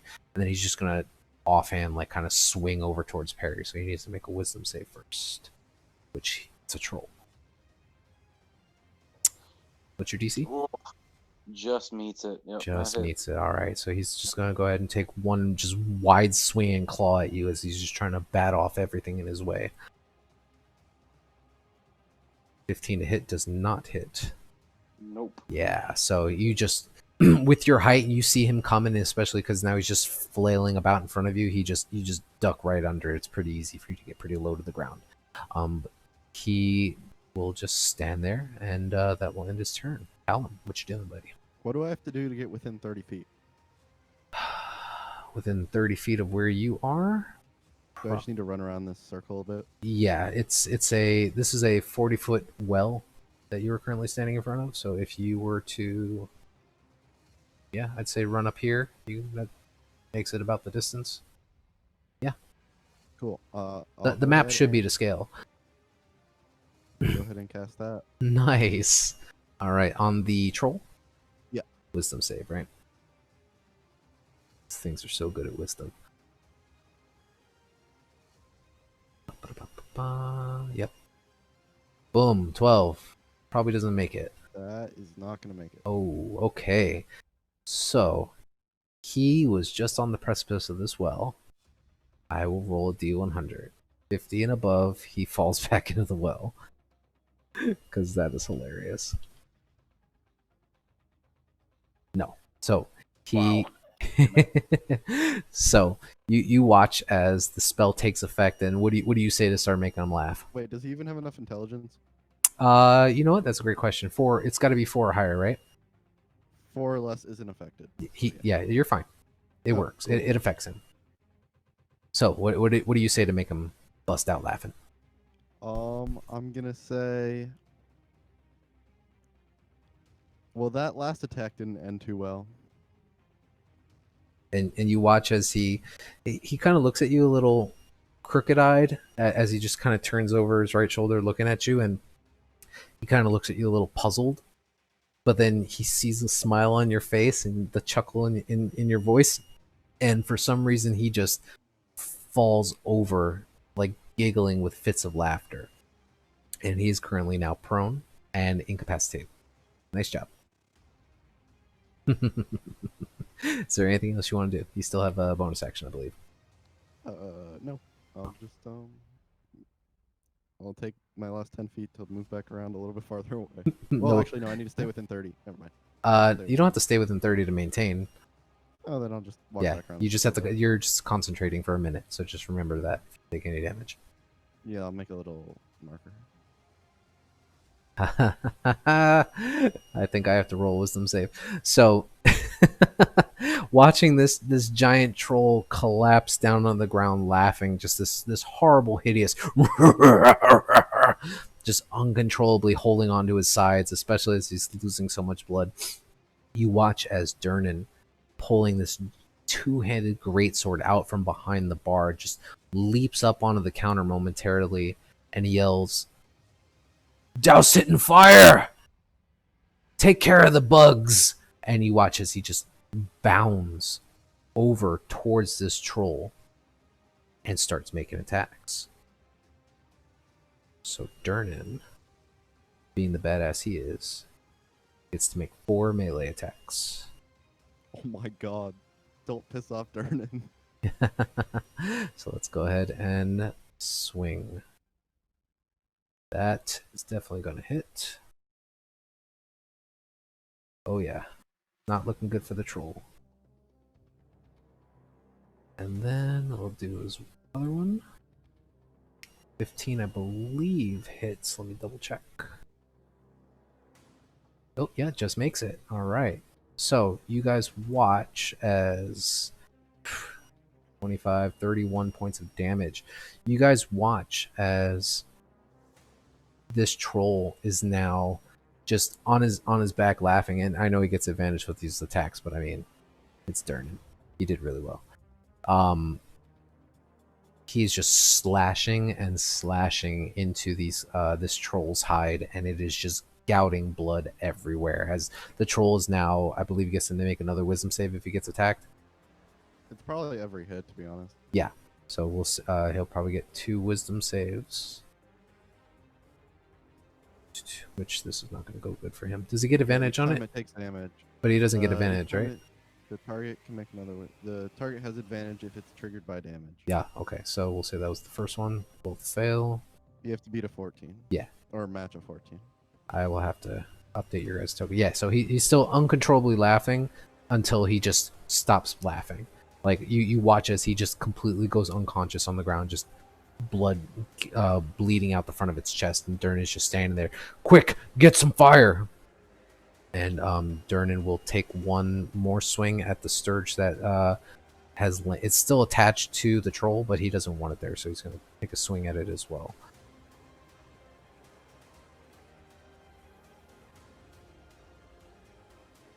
Oof, just barely missing. And then he'll take his last swing as well.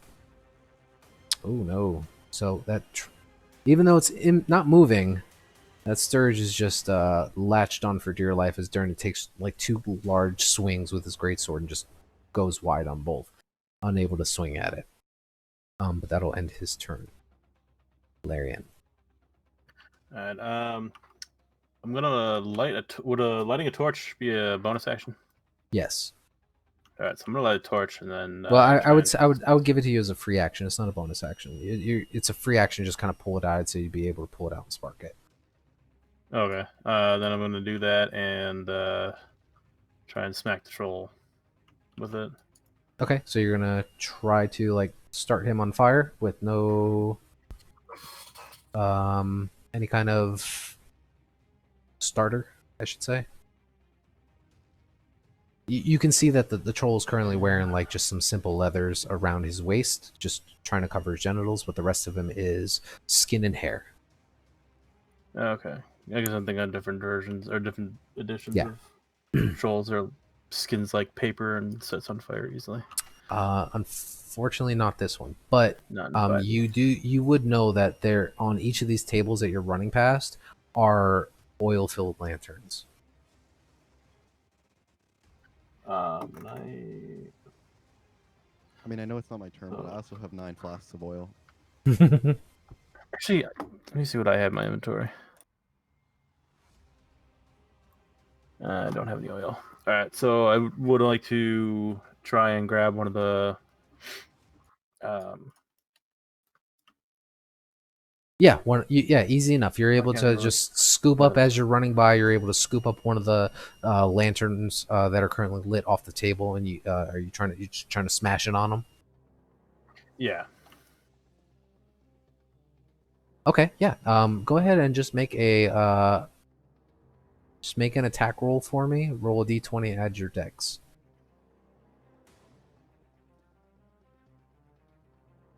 And you'll get advantage because he's on the ground.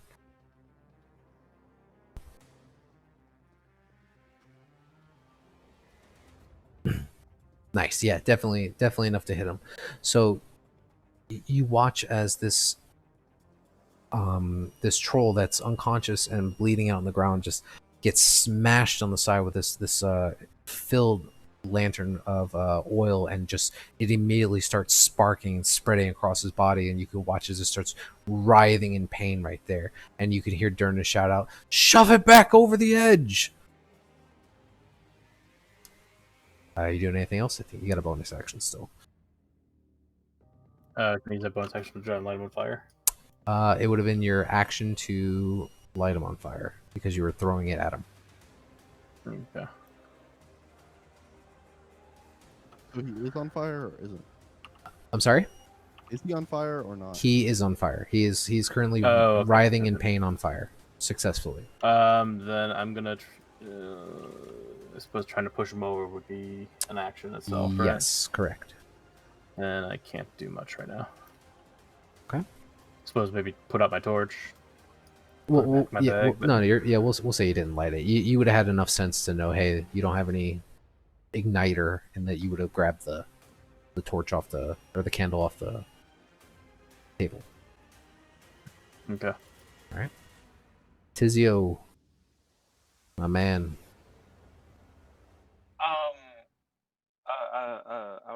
Out of character. The damsel. Am I able to tell like what kind of a class she is or anything like that? Taking a look at her equipment and her gear, if you're just solely focusing on her and not on what's going around you, because I imagine your back's kind of to the trolls, like the house is on fire, but you're like, this is fine. Correct. Yeah. Yeah. I'm assuming the squad has this under control. Okay. Yeah. Taking a look at her and just she's just trying to hold on to you for dear life. You would notice that she is wearing just a simple leather armor vest, and with her short sword at her side. You would imagine that she. And now that you're noticing it a bit, she's got a bit of grip on her hands. She seems to be pretty strong, actually. She's holding on to you pretty strongly. Could be a fighter, could be a rogue. You're not entirely sure.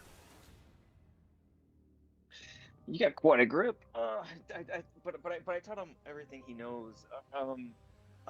Yeah. So are you from around here? That ends my turn. Yeah, make another persuasion check. This is you trying to calm her down and get her attention. Okay, yeah. Oh. She's making eye contact with you and she's talking, and she's telling you like, holy shit, I can't believe they're freaking taking that thing down so quickly. You said they're your friends? And she's starting to pay attention a little bit. Yeah, we go way back. We go way back. Can you loosen up the grip, please? Oh, sorry. And you see, she kind of lets go a little bit now that things seems to be the tension seems to be dying down. This troll's not looming over the tavern anymore. She's starting to catch her breath again. She lets you go. You might be bruised tomorrow. She gripped your arm pretty hard.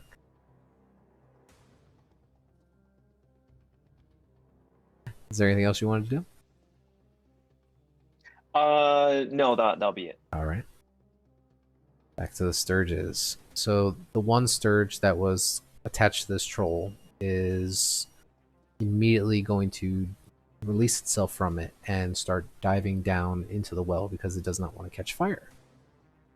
It is gone.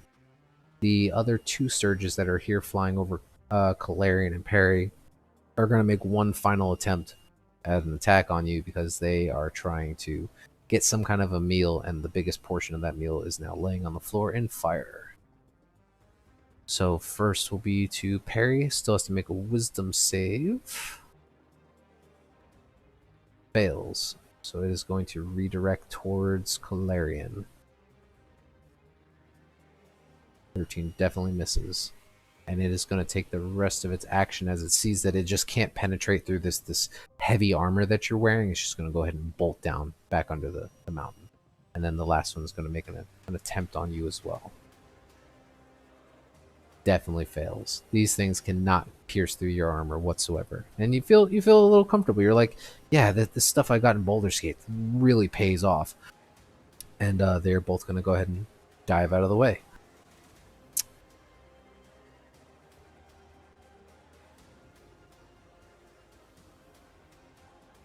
So, since you guys set the troll on fire before the start of its turn, it does not regain any hit points.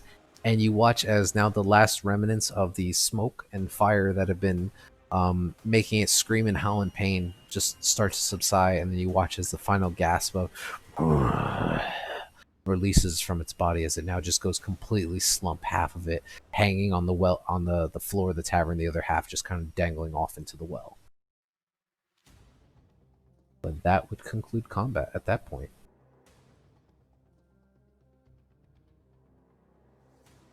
At this point, the people up on the second floor, they start clapping and cheering, and they're yelling, "Oh yeah, I can't believe we did this!"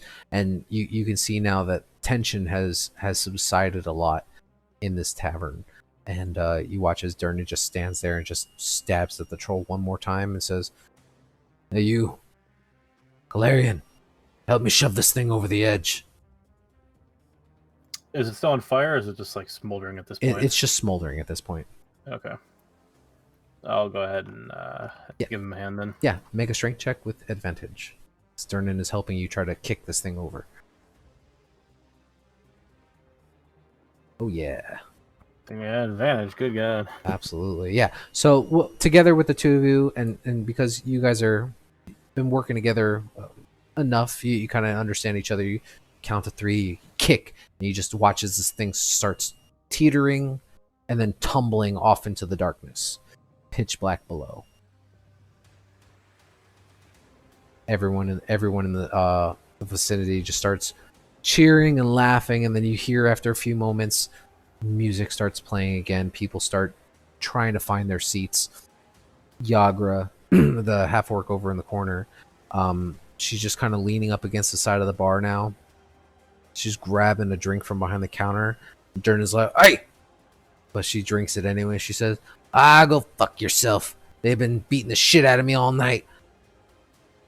And then Durna just kind of shrugs it off and starts heading his way back over towards the bar. Yager looks at the rest of your group and she says, "Well, you're pretty strong. You'd have to arm wrestle sometime." But you guys were able to successfully take care of that. Good job. And we will pause there for a quick little 5-minute bathroom break. Yep. All right. You just got back. Oh, did you? You ran off on me? Well, Yeah, I forgot about the mid break. no problem. Yeah, so we'll go ahead and we'll take a quick little 5-minute breather, and then we'll come on back. So it's 8:50 now, so 8:55. Sounds good. All right, see you guys in a few minutes. Time for the challenge of scooping ice cream without an ice cream scoop. Spoon and hot water. We- I mean, scoop, but spoon and hot water works. 20 cents. I don't think.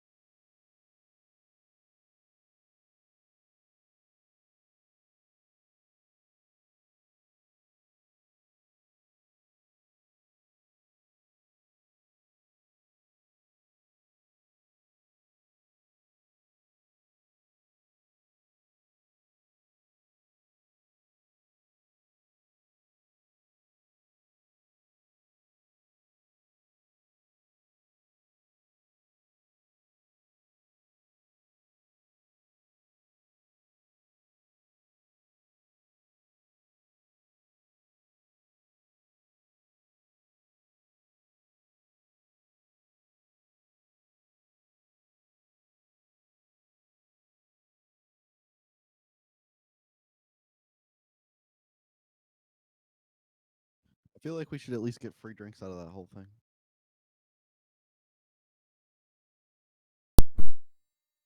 Well, Durnan thinks you guys fought extremely well. And he lets you guys know that.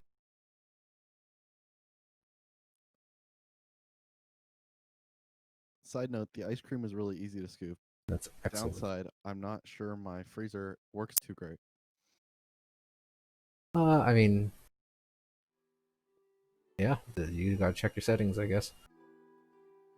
Settings on the dorm room micro fridge. Okay. I mean, does it not have those? I don't know. You would think every Oh, freezer no. has an initial setting that you can change. Check the non-freezer side, because that's where mine is for the freezer. I'll give it a look later. It freezes water, so it's okay. Yeah, all you can ask for, I guess, in a dorm.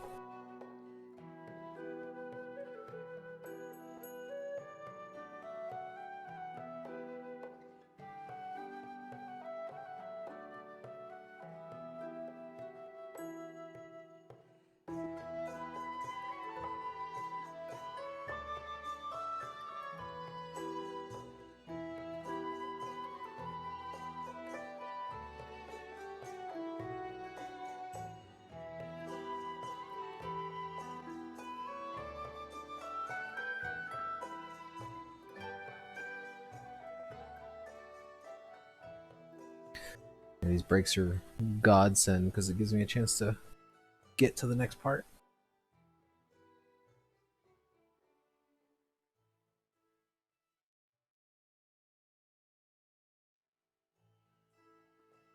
Oh no, my stream crashed. Who did it? Nope, we're good. Hey everybody, we'll be back in a few more minutes. Thank you for your patience.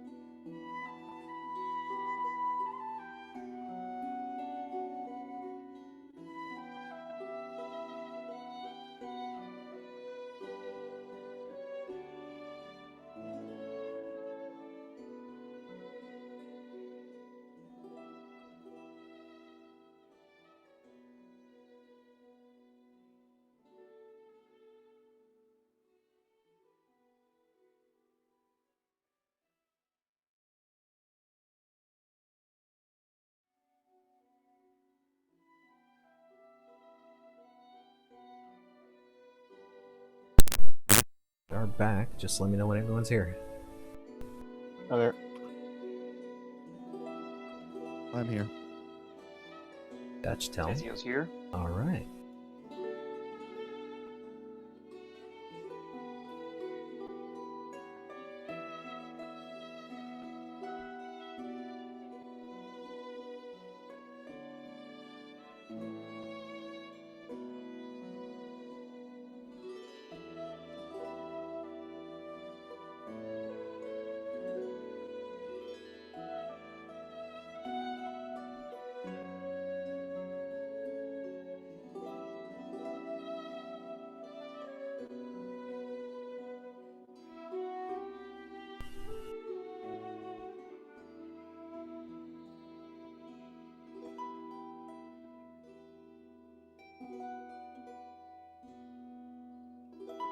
Once we get Perry and Calarian, we can proceed. I'm here. Oh, okay. That everybody, I think? Yep. I'm here. Fantastic. Okay. So, Durnan looks at the group of you as he starts settling himself back over the bar, putting his greatsword back underneath it. And he says, you guys fought well. Thank you.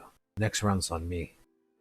And as patrons slowly start taking the seats once more, you see a rather boisterous human male start pushing his way through the crowd and approaches the lot of you. And he seems a bit out of sorts, but approaches you with a smile and open arms as he adjusts his attire. And he says, you be adventurers, am I right? I could use your help. Let's find a table to talk, shall we? Sure. What's your name? Alright, so you guys head over towards a table in the back that's open. And the figure who approached you strokes his mustache and he adjusts his floppy hat and then tightens his scarf a little bit. Volothamp Gedam, nice to meet you all. Chronicle wizard and celebrity extraordinaire at your service. And he bows slightly. I trust that you've noticed the violence in our fair city this past 10 day. I haven't seen so much blood since my last visit to Baldur's Gate. But now I fear I have misplaced a friend amid this odious malevolence. My friend's name is Floon Blagmar. He's got a bit more beauty than brains, I must admit, but I worry he took a bad way home a couple nights ago and he was kidnapped. Or worse. If you can agree to track him down with all due haste, I can offer you 10 gold dragons apiece now, up front, and I'll give you each 10 times that when you find Floon. May I prevail upon you in my hour of need? Floon is an interesting name. It seems to come with the likes of noblehood, it seems. What is the name of the man we're trying to find? Floon Blagmar. Oh, so okay. So what is the name of the guy that we're trying, or that's giving us this quest? Volothamp Gedarm.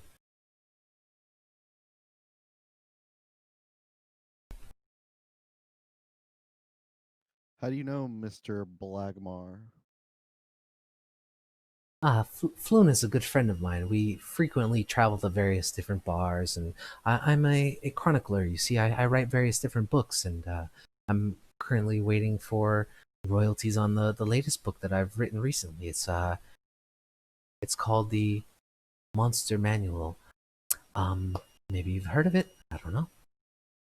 Can we assume in this universe, since Volo is like a extremely popular character, we all heard of him? Yeah. Yeah, you guys, I would say, well, Talum probably has not heard of him on that, from where he is. He's pretty far from you guys, but along the Sword Coast, for those of you who have been there, you would definitely know at least of him. You would know, especially you, Tizio, you've heard of him before. He is more of a bragger of sorts. And Yeah, I was going. Go ahead. I was going to ask: is it something where he, like, we see him around and we know him, or is it something we just recognize the name, but no one has really ever seen him or anything like that? You might have seen him here at the Yawning Portal. He definitely does frequent the Yawning Portal and does talk to various adventurers, and you see that he always carries around a heavy leather-bound book that he's always writing in. You've probably you haven't talked to him directly before. However, after seeing you guys deal with the troll directly here, and whereas everyone else ran off, you get the impression that he feels that you guys may be up for a challenge of sorts, especially in times of need. And he furthers his statements by saying, a lot of the adventurers here in the Yawning Portal, they talk big, but when it really comes down to it, they they seem to, as you can tell, they flinch in the face of dangers beyond their scope. But the lot of you seem to have, how we say, jump at the opportunity. So, but to answer your question, Floon's a very, very old friend of mine, very dear to me. We typically travel around the various parts of Waterdeep, just partaking in the various drinks and foods that have you, and I take those things into account and write various books on them. You may have heard that I've published a book here on Waterdeep itself. It's a very fine city.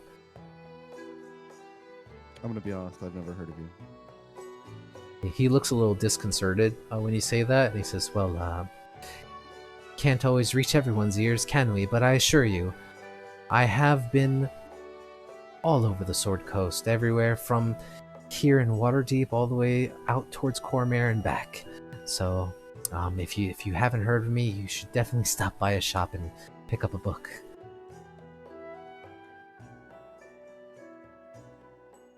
Yeah, I've seen you writing around in here. I know you as the geek, but yeah, you do write some pretty good, nice books. Well, thank you. I appreciate that. And he kind of ignores the part about the geek. Go ahead and make a you specifically, Tizio. You can make a history check.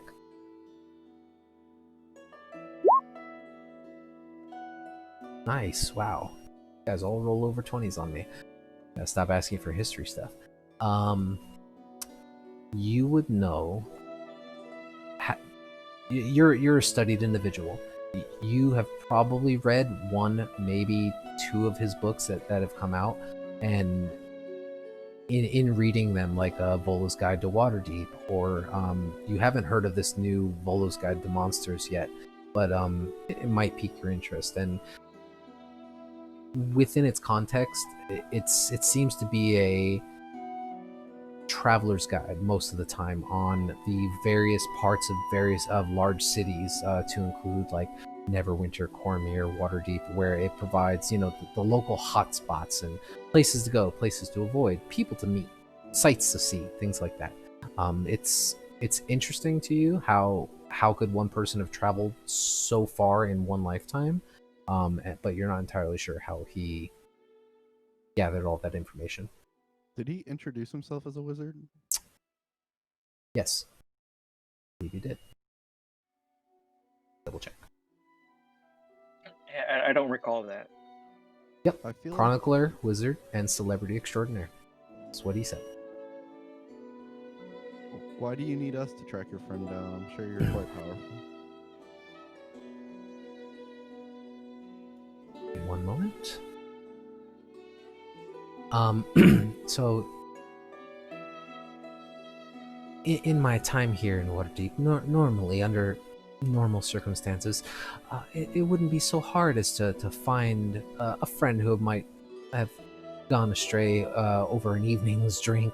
But with the recent increase in violence in the streets, I mean, even with my capabilities, it's and he looks over at Talum and he says, and you would know we aren't exactly the strongest when faced with lots of danger.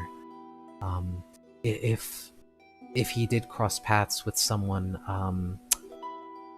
it probably wasn't a one-on-one encounter, but alas, I don't even know if anyone had stopped him on his way home the last time I saw him. It could just be he's off somewhere else, and I just haven't been able to find him at his home or anywhere else, and so it's very disconcerting for me.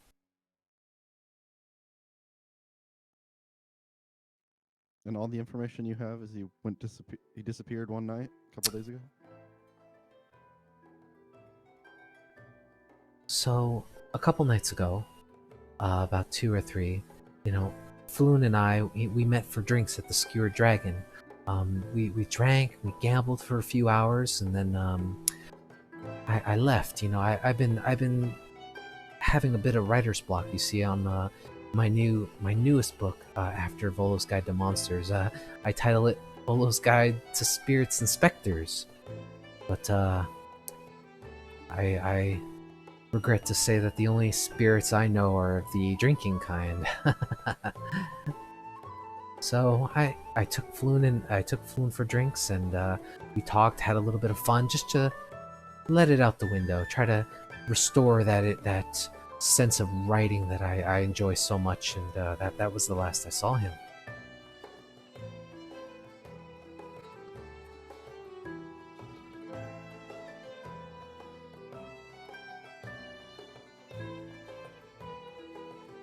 What do you think, guys? I promise you, if you are able to find him and return him, preferably alive, I would gladly pay you each 100 gold. Trust me, I promise you, I am good for it. Tizio is kind of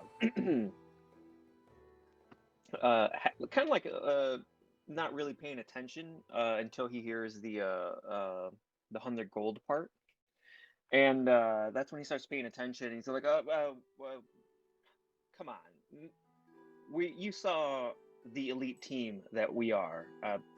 Let's make it 150. Make a persuasion check. That's a big increase.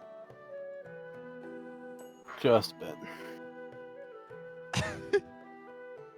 Of course, the time I need it. He looks at the lot of you, and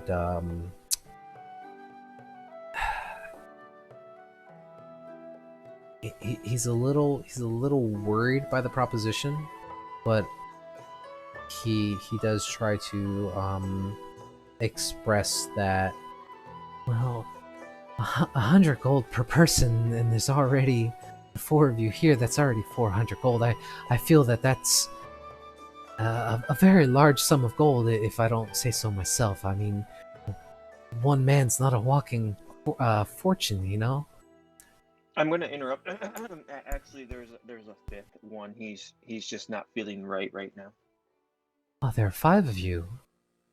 Even the better. But not to worry, not to worry. If your friend does tag along and help in the recovery of Floon, I'm more than happy to include him in as well. So a total of 500 gold for the lot of you, should you return Floon to me, preferably alive and unharmed. I do worry so much that my friend is all right. He doesn't get into trouble normally, and it's unlike him to have wandered off for days on end. So there's no one that would want something from him? Not to my knowledge. The Scared Dragon is a bit of a shady place, I must admit, but it's not the first time we've been there. I've never had a problem going there. The owner of the Scared Dragon, he knows me. He knows that I typically go there for the drink, the food, and to write only good praises of such a place. But alas, it does have its downsides. It is in the dock ward. Do you have access to Floon's house or belongings? So maybe we could look around there. I don't have access to Floon's house, but I can give you a good description of what he looks like. He's a very handsome human male, early 30s. He's wavy red blonde hair, and last I saw him, he was dressed in very princely garb, I would best describe it. Tends to hold himself with an air of importance. He's not exactly a noble per se, but he definitely carries himself as one. He's a very, very good chum to hang with.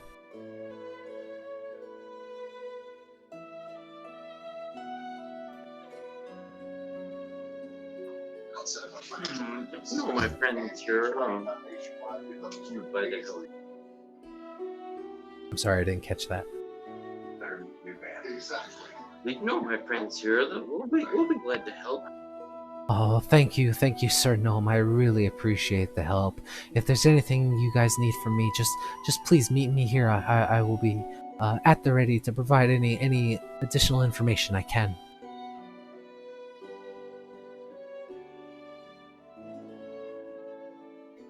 Do you have a spot to look to start looking? Maybe a lead? Yes, of course. As I said, the last place that Floon and I had ventured was the Skewered Dragon in the dock ward. That was the last place I saw him. I did leave before him. Maybe someone there saw him leave after I did.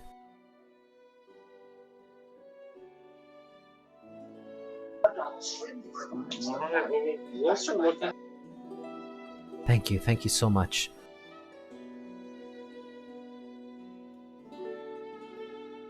What time of day is it right now? So you guys went to the Watchful Order of Magistrates and Protectors. You picked up your fees. You spent a good majority of the afternoon here drinking, conversing at the Yawning Portal. We'll say it's probably early evening, maybe 5 or 6. You guys started pretty early. Would I have gotten a short rest since the troll, or has it only been a very short time? I would say during this conversation and Floon Volo explaining the situation to you guys, yeah, it would be a short rest. I think only one of you, the Calarian, you took damage, right? I took a significant amount, yes. Yeah. I'm in it for the arcane recovery. No, I know why. But yes, you would be able to get your arcane recovery. It wouldn't be a problem. And Calarian, if you wanted to roll hit dice to heal up, you could totally do that. I would say, I suppose it would depend if we wanted to start now, going in the evening, or start in the morning. It's only 5. I mean, or 6. yeah, totally up to you. As Durnan brings over, while you guys are having this conversation, Durnan brings over that free round of drinks for you guys, having remembered the last order you guys had. And you watch as Durnan approaches you, Calarian, and he says, "Hey, buddy, you alright?" I'll survive. Hey, I saw you took a pretty bad hit there, man. I'd hate to see you die, especially in a place of my own. And you watch as, along with the drinks that he passes out, and he passes yours last, Calarian, there's also a small red vial. You kind of pick it up and you look at it, and it's a small crystalline vial with a cork just popped into the top of it, and you kind of pick it up and you start swirling it around a little bit, and it has this very almost crimson red, like blood color, but it shimmers inside. Could I safely assume this is a healing potion? Yeah, it's a healing potion. Alright. Can I retroactively take this instead of using a hit die? Yeah, you can if you want. It's a 2d4 plus 2.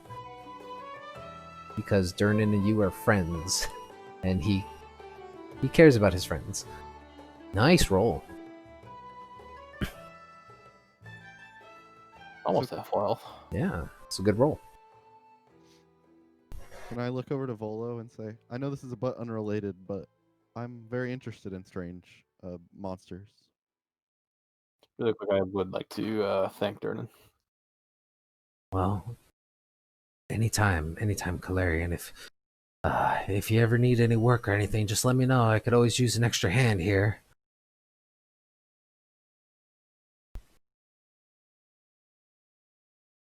Will do, friend.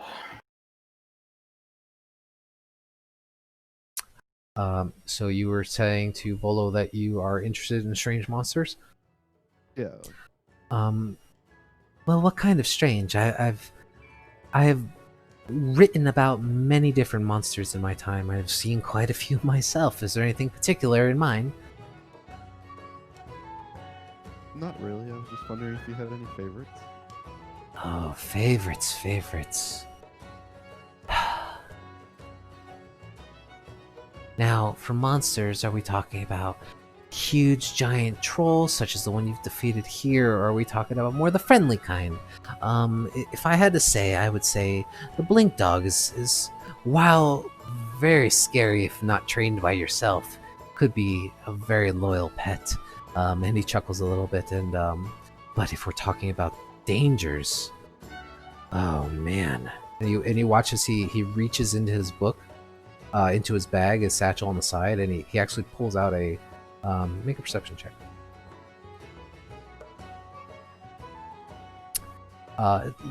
Little hard to make out the title of the book here, but as you start kind of peering over next to him, he starts thumbing through this tome, and there are various sketches of monsters in this book.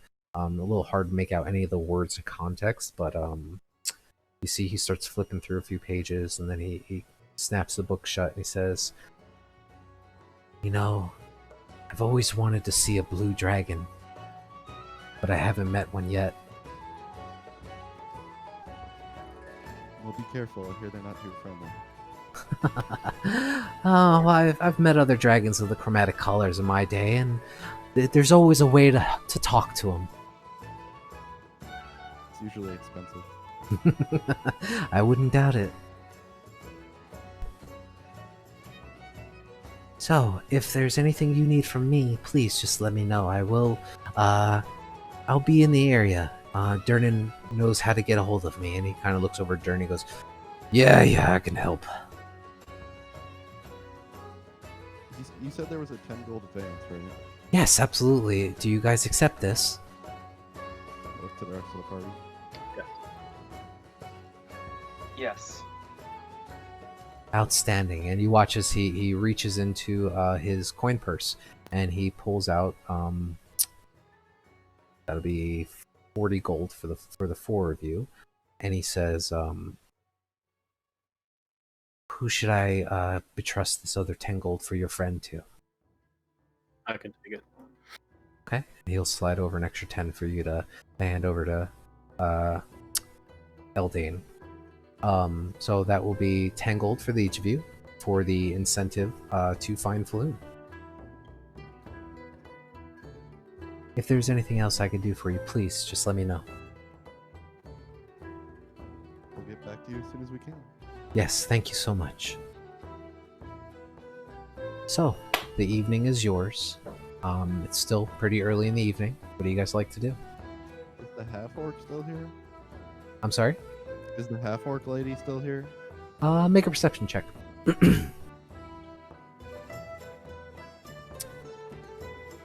You're looking around. You don't see her on the ground floor anymore. It doesn't look like she's trying to challenge anybody up towards the front where she last was. But with that perception roll, you do see that up on the second floor of the tavern, just between the railings, you can just barely make out. You see what you imagine is a pretty tall, brutish-looking half-orc female, and she is currently drowning herself in a very large tankard of ale. Can I just scribble a quick note on a piece of paper I have that says, "Who were those people that were attacking you? Are you okay?" And then have my hawk fly it up to her with a pen. Yeah, sure, you can do that. Very easy to do. You watch as you said it's a hawk? Yeah. Specific color? White? I don't know. How would you describe it? I wasn't prepared for this question. I thought it was green the whole time. I don't know if it's green. Like, okay, do familiars look like the animal, or are they more like glowy and weird? Well, so familiars are typically fey in nature, but for flavor, there would be they can appear to be any color, natural or unnatural, that you wish. It's really up to you how you want them to look. If you want them to look like a regular eagle, it can easily be done. I would say anyone with a discerning eye would be able to look at it and say, "Oh, this is a familiar," because they do tend to radiate off a bit of a magical aura. I think he would probably be like look kind of normal, but wherever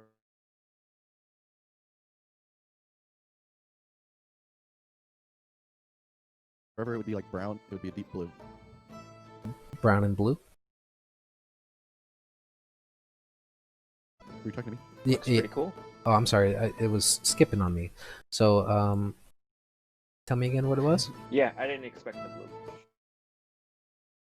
Deep blue. Deep blue. Okay. Easy enough to do. Let me make a little note. I can find you the correct hour later. I mean, good luck finding a hawk that's blue. But Hey, don't doubt me.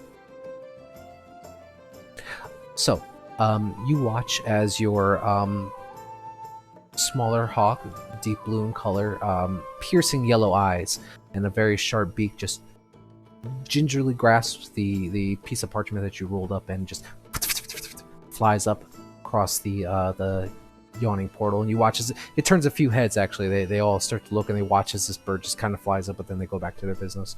And you watch as it lands on the table and just kind of deposits. Do you leave the owl there or the hawk there, or do you just have him come back? I'll just leave it there. See if she writes a response. Okay. She takes a look at it and then she just kind of looks around for a minute. And you watch as she leaves the parchment on the table and she gets up and she starts to walk away. Okay, well, I'll have the hawk scoop it back up and fly it back to me. All right, easy enough to do. A few minutes later, you do see that because there are two spiral staircases, you do watch as she descends down the spiral staircase and starts making a not in any kind of rush, but she is kind of looking around, but she doesn't know the source of where this hawk came from, and then just starts making her way out through the front of the yawning portal. Well, that didn't work. But, yeah. I'm good. Okay. Is there anything else you guys wish to do? Where do you want to go? What do you want to do? Do we want to start? Go ahead. No, go ahead. Do we want to start searching for Flume? Okay.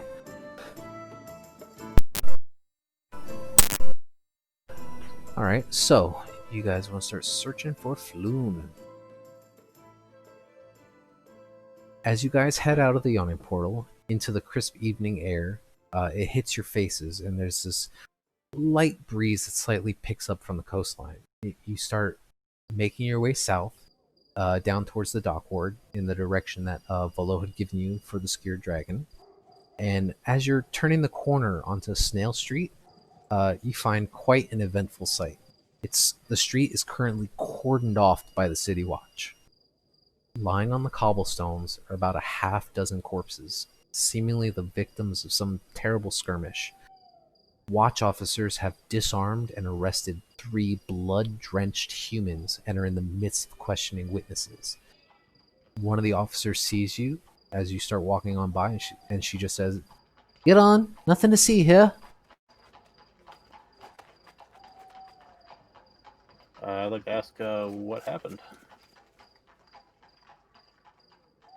Just local trouble, nothing to see here. We have everything under control. This men are covered in blood. That's a local trouble. You're not from around here, are you? I don't live here, but never She's- seen this kind of stuff in Waterdeep. She starts eyeing you a little suspiciously. Did you happen to see what was going on here? What do you know? I just arrived at the scene. I haven't been here before. Just came from the yawning portal. Well, this is official City Watch business. We don't have time to be answering every single citizen who walks on by, so please keep moving. Do I notice anything on these guys, like eye tattoos or anything like we saw on those dudes in the yawning portal? Make a perception check.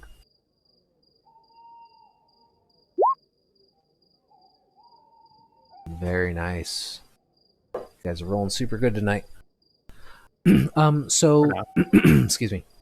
So taking a look at the 3 humans that are currently kneeling down on the ground, their weapons are all there's a smattering of different swords and daggers that are all just in a large pile next to about a half dozen corpses that are currently being lined up on the side of the street away from these gentlemen.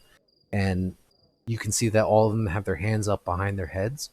And with that perception roll, you see that on the right forearm of each of these people, there seems to be a small flying creature, like with the wings or spread out, and the tail is pointing from the wrist, and then the head is pointing towards the elbow. But it's starting to get a little too dark, and the sun's starting to set behind the larger buildings in the way to try to make out any more detail than that. Am I able to recognize that symbol from memory based on what I've seen? This is Calarian, right? Yes. Make a I want to say history again. Make a history check, because that's what it is. 13. Okay. Let's see.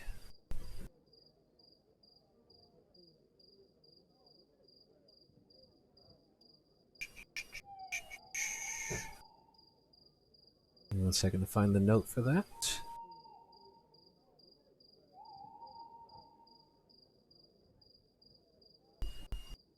Okay. It's you're looking at the symbol, and you're trying to recall exactly what it is specifically, but not being specifically around Waterdeep, it doesn't. It's a little too hard to make out the proper details of it to see if what you think it is matching anything that you can recall. So it's a little hard to say. It doesn't. It's not popping up at the top of your head at this time. Okay. But Talum, Calarian, with your perception check, also you notice that some of the corpses, while not currently covered yet, you do see a few of them, about 2 or 3 of them, actually have a different tattoo. One on the neck, one on the arm, one on the bottom of the leg that the pant leg is kind of coming up a bit. And you see this small circular tattoo with spokes coming off of it.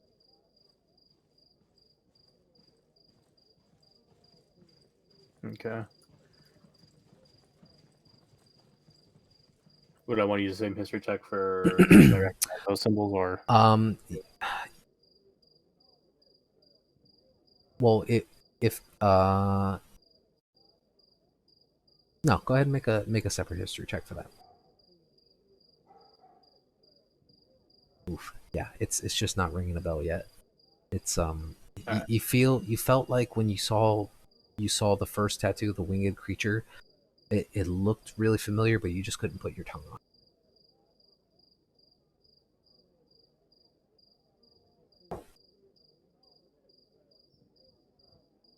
So, the City Watch is currently in the process of attempting to arrest the 3 individuals that are here. Just kneel down on the ground, and you hear one of them is just shouting out obscenities to these people, and you can just barely make out one of them another one saying, like, can't you just keep the blood off the streets? But you're not entirely sure what's going on, but it's a strange sight, definitely. You see some of the other townsfolk that happen to be trying to cross this path. They're whispering amongst each other, like, it's getting worse by the day. Or another one's just saying, yeah, this is the second time this week a big brawl has broke out.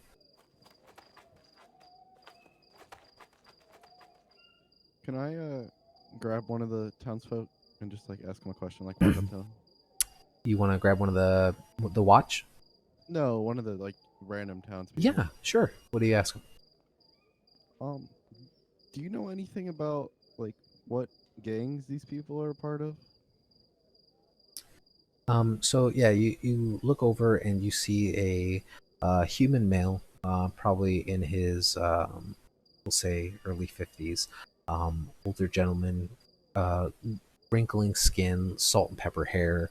And he just kind of looks over at you and he says, it's too hard to say. Those things change around so frequently. All I know is that whoever these guys are, they've been doing it nonstop the past month. It's getting a little out of hand, and I wish the watch would do something about it. And he tries to pipe up a little bit more, just try to get the watch's attention. You see the female who was trying to usher you guys along. She just kind of gives a stern look in that direction. Oh, well, thank you. And be safe out there. Don't travel too much at night. Same to you. You guys press on?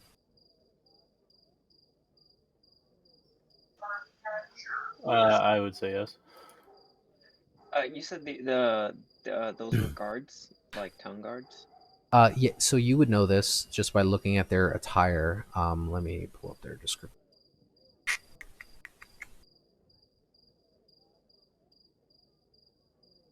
Which I have no notes on. Okay, cool. So you would see that these are the City Watch, and you know them as basically the police force for Waterdeep. Big indicators that it's the City Watch is the attire that they wear. You can see that they all have like a buckler on. Well, some of them have bucklers on their arms. They all carry this like old-fashioned, England. Beater stick, I would call it, affixed to one side of their belt. They all wear these yellow tunics with a bit of a studded belt on their side, leather boots, and a just a standard leather helmet over their heads. And you can see that the woman who was talking to you seems to be, because there's a bit of a rank structure there. The woman who was trying to usher you guys along, she seems to be of a little bit higher of stature. In their rank structure, it's a very tall, tanned olive skin, auburn hair, green eyes. She seems be a little bit short-tempered just from the way she was talking to you guys, but she also seems to be the one in charge of the cleanup of these people. So essentially, for the City Watch, their job is keeping the peace within the town. Any day-to-day like theft, robbery, murder, things like that happen within the city, they are the ones who are on the scene trying to defuse the situation, figure out what was going on, and if there's anything out of their scope, they basically would report it up the chain to those guild halls that can investigate that kind of stuff. I feel it's kind of a meta to kind of go this route. So if you say no, that's totally fine. Do I notice anything from, I guess, what if I can do all of them, that's great. If not, I guess the head one. Anything out of the ordinary from her uniform or anything like that? Like if it was someone impersonating the watch. Sure, make an insight check.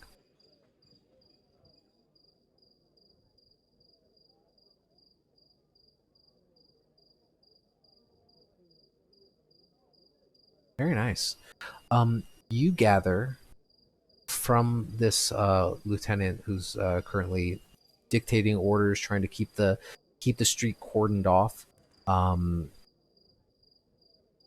She doesn't give off the impression that she doesn't belong there. She's, as you guys stand there for a few moments and you're watching her issue out orders, everyone seems to be nodding in agreement, understanding, and moving right on cue when she speaks. It seems as if she holds a bit of clout and authority over these individuals, and they seem to trust her judgment. Guys, let's get a move on. We should probably stay out of their way. Yeah, it Agreed. seems like they got this handled. All right. So, with the way blocked, you guys head east on Soothsayer Way, and then you turn south on the Way of the Dragon, finally crossing over into the Dock Ward. And I will give you a very cool picture. I don't know if you guys can see that. Not yet. Yeah, nothing's pop up here. Try that again. Nothing? Are you trying Nope, to drag us sorry. onto a different map? Nope. No, I'm not changing the map. I was clicking an image to show you guys. Don't know why. Yeah, there should be. Did you press the show to players? I button or did. something like that. But I will throw it in your There it guys' goes. handouts. Did it just pop up? Well, it didn't pop. Like it showed up in our handout. Yeah, I just put it in the handouts for you guys, but it should have Yeah, popped up I when I see clicked that. show to players. Okay, so right off the way of the dragon is Zastro Street, and Tizio, you're kind of leading the charge on here because you're pretty familiar with the layout of Waterdeep, being from here. So you begin heading your way down that way. Looking around the area, you see tall, densely packed tenements, leaving most of the neighborhood in shadow at ground level. And it's getting even darker now that the sun is beginning to set behind all the housings that you guys are walking through. So it's starting to look even darker and dingier as you guys press on into the night. Most of the street lamps have had all the glass smashed out, and candles are just stolen. The smells of salt air and excrement linger as you pass by rows of rundown buildings. Is there just like a pebble on the ground or something? The ground itself, the road you guys are walking on is a cobble road, so it's an actual paved road. And you see as you guys are walking down, it's still not terribly late in the night, so you will see a couple horse-drawn carriages. You'll see one or two individuals that are just making their way, walking with a purpose down the road, and then they cut off down to an alley on the sides, wherever they may be going for the night. So I'll just pull out my ink pen and cast light on it so I can actually see. Sure. Yeah, not a problem. There's still a bit of an orange hue as the sky is starting to, the sun is starting to set, and so you are getting a bit of a glow over top. But yeah, at the street level where you guys are at, it's not pitch black, but it's dark. So it's just like, if you're walking between two buildings in New York City, and it's just broad daylight into nothing, and your eyes have to kind of adjust as you guys transition over from the castle ward into the dock ward. But you go ahead and you cast light, and you are illuminating everything within a 30-foot radius of you. So nice bright light shining on you.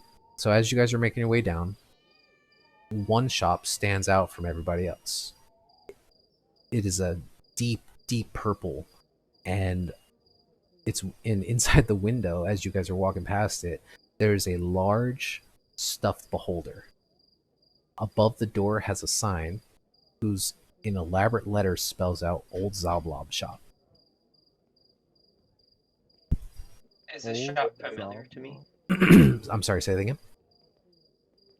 I apologize, whoever I cut off there. Is this shop familiar to me? For you specifically, I would say no, because you don't typically travel through the dock ward. You know better than to travel down here. Do I recognize the thing as a beholder? Make an intelligence check. Yes, you absolutely do. You press up near the glass and you look at it, and it is a vibrant a vibrant purple beholder, clearly stuffed, not of any kind of like actual living skin or anything like that. It seems to be a representation of a beholder, but it is large. Like, we're talking the biggest Build-A-Bear workshop you can find. And you can see all the various different eye stalks sticking out of it, and it's got this large grinning smile. But we'll have to come back here. This place looks fun. Sure. Why come back? We can just go in now. I guess. Up to you guys. You don't have to. I mean, we were kind of on a mission, but I'm down. Okay. So are we going to the shop? To the mission. So pressing on. Yeah, we'll press on for now. Okay, not a problem. GG. Excuse me. Let's see here. So, making your way further down the street here, you actually start looking around, and you guys are currently, let me get you in the right spot here on the map so you can see it.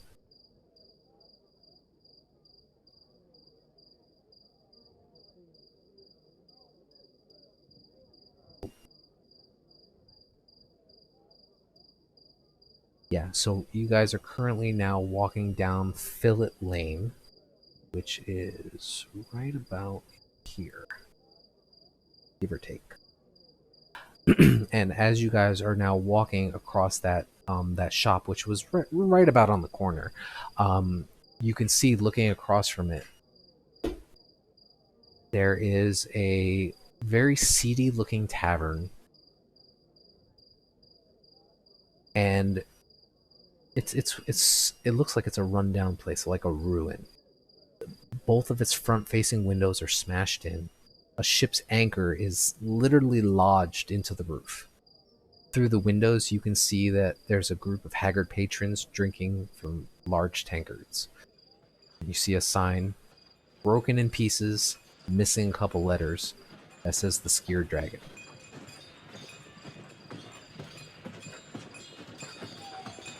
You said obscure dragon?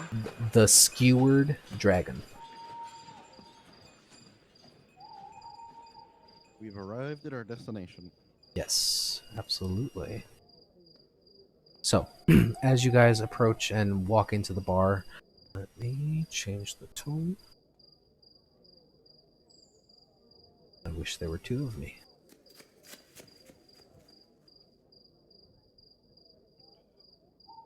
Do we see Floon just sitting there chilling? Make a perception check. This will be a very easy search mission. Can't be distracted by the shiny. So, as you enter in through the large double doors there of the Skewered Dragon, you take a look around for the descriptor. The elegant-looking, red-haired humanoid person. You're not seeing anyone, but what you are seeing is a very wide-open space with multiple chairs and benches, and it's extremely dimly lit in here. And you watch as everyone starts covering their hands over their faces. This large beacon of light just bursts in through the door, and you hear somebody yell, "Turn that off!" I'll extinguish it. You turn it off. It takes a few minutes for the light to start to adjust on the darker interior here. And now that you're kind of blinking away the light, pulling in your senses, you can see that there is a oval style bar right in the middle, and right above him you can clearly see where that anchor is just precariously dangling in the center over all of the different various alcohols and ales and casks that are there. All along the sides of the bar you can see various different patrons, all wearing different what appear to be like either shipping attire or fisherman gear. A lot of dark green, black, brown cloaks that are just kind of thrown up over the hood, shoulders slumped over in their chair, just kind of facing a wall, drinking quietly. It's by all comparisons completely different than when you were at the Yawning Portal, which was loud and extremely boisterous. This seems to be very quiet and very subtle drinking hole.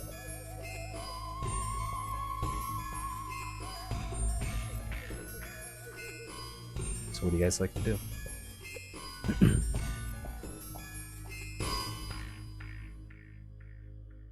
Is there an obvious bartender? Yes, there is. There is, looking straight across, you see there is a balding human male with these thick mutton chops on the sides of his face. No, when I say balding, it's almost like there's the George Costanza horseshoe on top of his head, and then he's trying to connect it down to these mutton chops on the sides. And you can see that he's standing there, and he's just currently in the process of, with a very filthy rag, cleaning out one of these steins. And you see that he sets it down, and he just places both hands on the counter, and then watches you guys approach. I would like to ask him if he has seen Floon, and I'll read off his description. Okay. Make a persuasion check for me.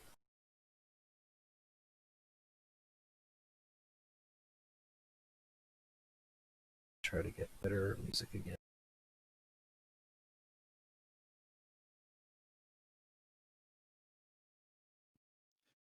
Did Zolo give us any documentation, or Zolo give us any documentation that we were, or Volo, sorry, that we were looking for him? No, he did not. He gave you a description and a place to start. 18, very nice persuasion check. I'm better at intimidation. Hey, that's scary thinking about that. That's the second roll. Yeah. Yeah, look out for it afterwards, yeah. So, the barkeep here, he looks at the lot of you, and he kind of squints his right eye a little bit, and he just leans in a little bit, looking around at the rest of the patrons, and he goes, "What you here for him for?"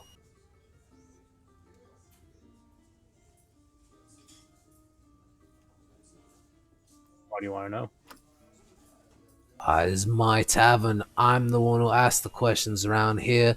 What you looking for the pretty boy for? He's gone missing. He was last seen here. Serves him right, hanging around those spoiled brat. And you hear another guy chime in and goes, "Here, here. Chip off the old block, that one. Rain on November."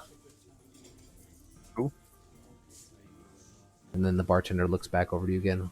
"What, you not from around here? You never heard of that prissy Raynar? Flaunting his money like he's some rich folk. It's just another spoiled rich noble who likes to rub our noses in it. Anyway, he owe you money or something?" No. A friend of his is worried and looking for him. "Oh, what friend?" After. You probably have heard of him. Volothamp Godarm. You watch as he rolls his eyes for a minute, and then he just kind of looks at the rest of the people who are kind of sitting on the bar stools right next to him, and they all just kind of shift and look the other way. And then the barkeep just kind of takes a look back at you again. Like, "Oh, yeah, I know Volo. He was here 2 nights ago with the pretty boy. That bastard owes me some money. Anyway, I haven't seen him since he left with that rich kid, Raynar. Shortly after, a couple other men followed him out too." Can you describe these men? Just a couple regulars. Not much to say. Black cloaks. Seemed to know where they were going. Face tattoos. You watch as he kind of shifts a little bit. And he says, "I don't know, my memory's a little foggy sometimes, I'm getting old."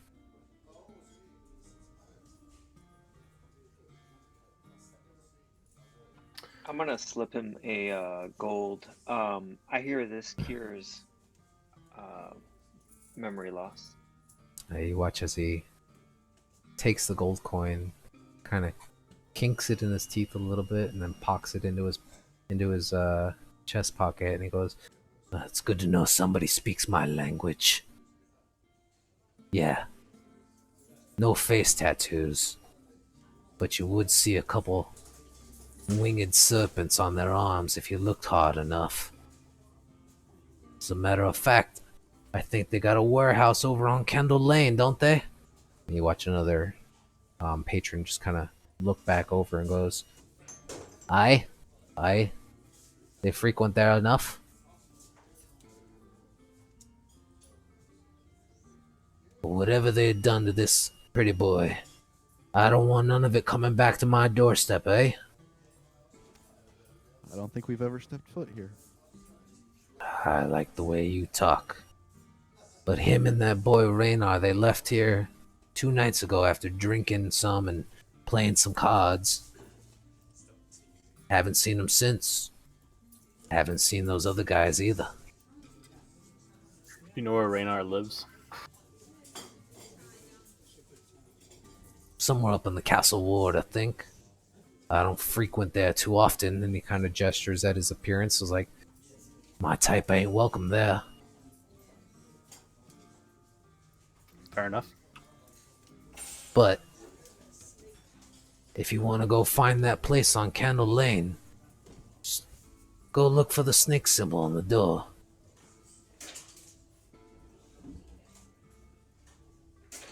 Thank you for your assistance. We were never here. Can't even buy a goddamn. He starts mumbling, cursing under his breath. as you guys start walking out of the bar. All right. So the next part is actually a little bit lengthy as well, so I don't want to drag it in too much, but we can probably hit the start of it. Yeah, we can. So, do you guys wish to try to find Candle Lane? Sure. Or is Yeah, I it definitely can. alrighty?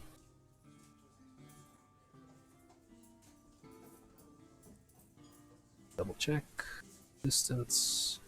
Yeah. So, who wants to try to lead this charge? So, Tizio, you know the city pretty well, but you know the main streets. This is not a main street.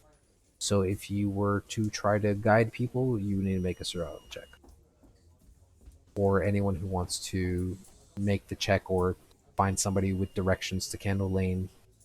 How do you guys want to proceed to find your way there? Are there any guards around? Make a perception check for me.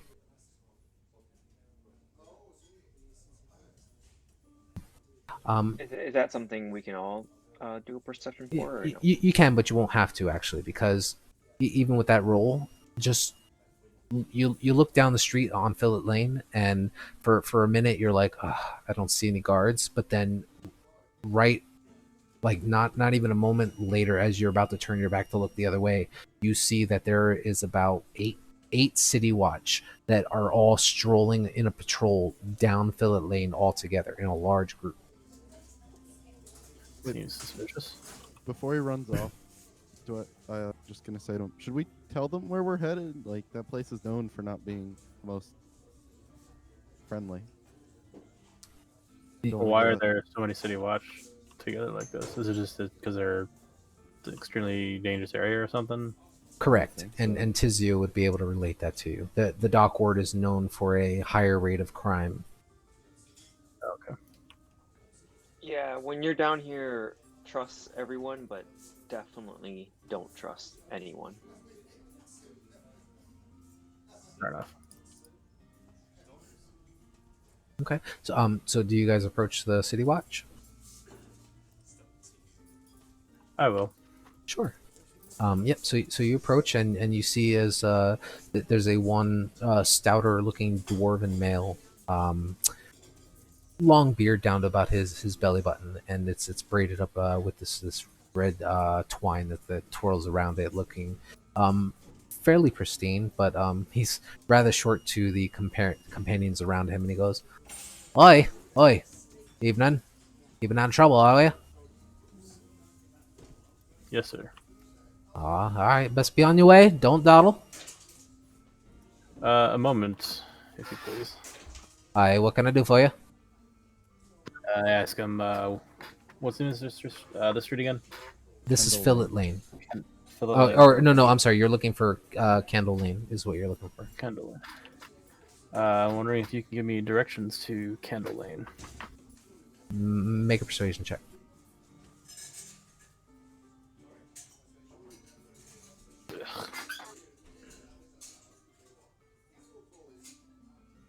He takes a moment to consider you, and he looks and he goes, you got family there. It's not exactly the safest place." No, I'm meeting up with a friend. Now he's looking at you more intently. It's and then he starts to provide you directions. Just get back on the way of the dragon, and it's right there on the left. You can't miss it. A short little alcove, Candle Lane. You'll know it when you see it. Thank you. Aye. Stay out of trouble. Keep it off the streets, aye? Yes, sir. So you guys start following the City Watch's guidance. Make your way out to the main thoroughfare of the Way of the Dragon. Here it is much more brightly lit. There are hanging oil lanterns spaced out very nicely all along this very well-maintained cobble street. You still see that there are horse-drawn carriages and taxis going up and down as need be. And you can see that there is a decent walking path on both sides of this road, and you start heading north up, going towards the trade ward. As you guys start making your way up towards the trades ward, you can see on the left side of you is a street, and it's awesome. The way these streets are set up is so cool, because on every street corner, whether there is light or not, like etched into the stonework of each of the houses that reside on the corners are street signs. So you can see that facing north and south along with the street you are, one of the houses is just emblazoned with the Way of the Dragon. And then immediately as you turn the corner, you look on the opposite side of the wall and it says Candle Lane, giving very nice roadmaps to where things are. So as you guys approach on Candle Lane, it's a night and day thing. There is no light on Candle Lane. It's extremely dark here, except for a single candle that seems to be shimmering out in the distance at the end of the street. Would you say I can't really see anymore? I would say it would be at disadvantage if you can't see. You're not blinded, but you'd be at disadvantage for perception. That's fine for now. Okay. Let me change the music back up a little bit. I forgot I had 2,000 ball bearings. Maybe that's a good thing for me, huh? It's mostly just so I have stuff to put on, to cast light on and throw. Yeah. No, that's clever. Let's see. Get this music to change up real quick. I also have 10 piddins for some reason. My That's for- inventory's full of random stuff. Hey, if you ever need to climb a climbing, mountain, you right? got it. So, as you guys start making your way down this road, you know,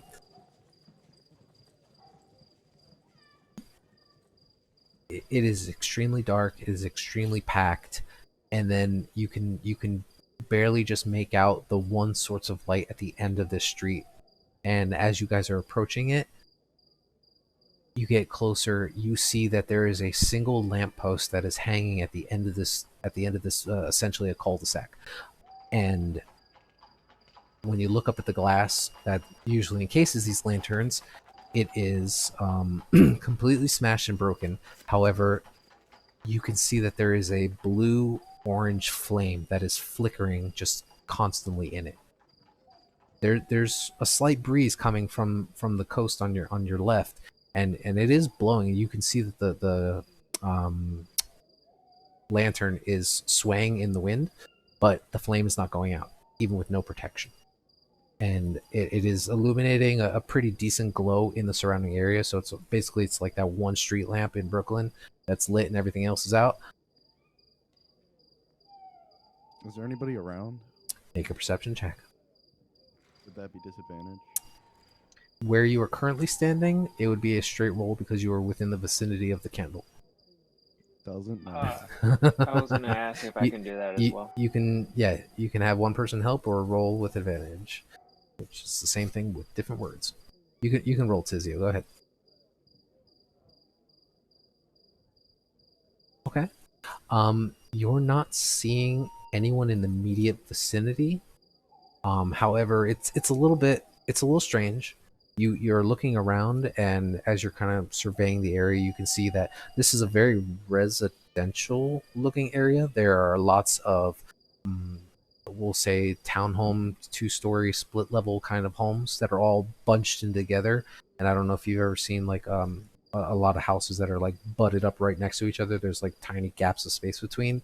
This is what it looks like on this street, except for one portion of the street that you can see there is a large 2-story warehouse that is flush up with the other houses, and there is a large metal fenced yard that is blocking the entry to the warehouse itself. And because the light is shining in this exact area right near the warehouse, you look upon the door frame, and there is a large symbol of a snake with wings. And that's where we'll end it for tonight.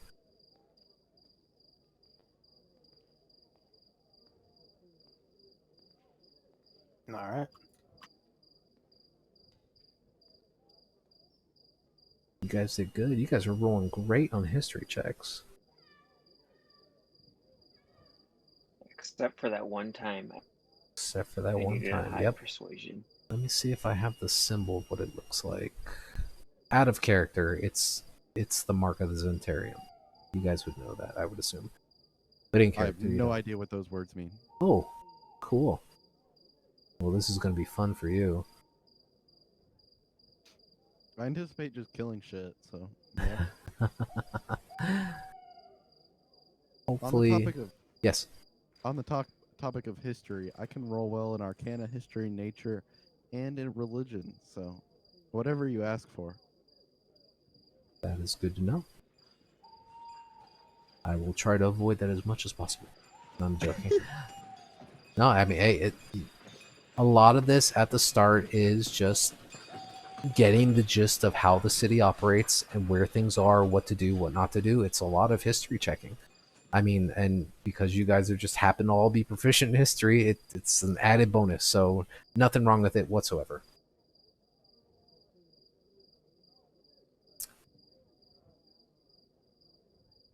I wonder how much gold this stuffed beholder costs.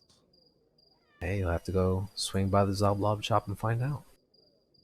I'll show you. I'll show you a picture of the shop just so you can see. I believe I have that handout. It's such a good name. Where did I put it? Oh, of course it's not on my other computer. Give me 1 second and I will show you.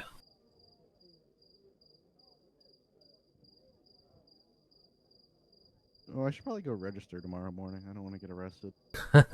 So you wouldn't get arrested. They kind of explain to you that while not arrested, they still have to take down your name as an entry, as a person entering into the city, and so you would end up becoming a part of a possible suspect if something crazy were to go on in the arcane that was not registered by you guys. So let me throw on a handout here.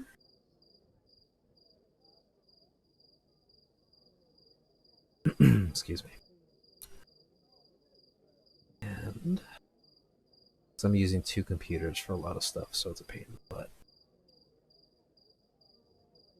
Let me know if you got the handout. Got a bigger monitor, man. No, it's not. That's not the issue. I'm actually using quite a large monitor, but because I use one laptop that I transport around,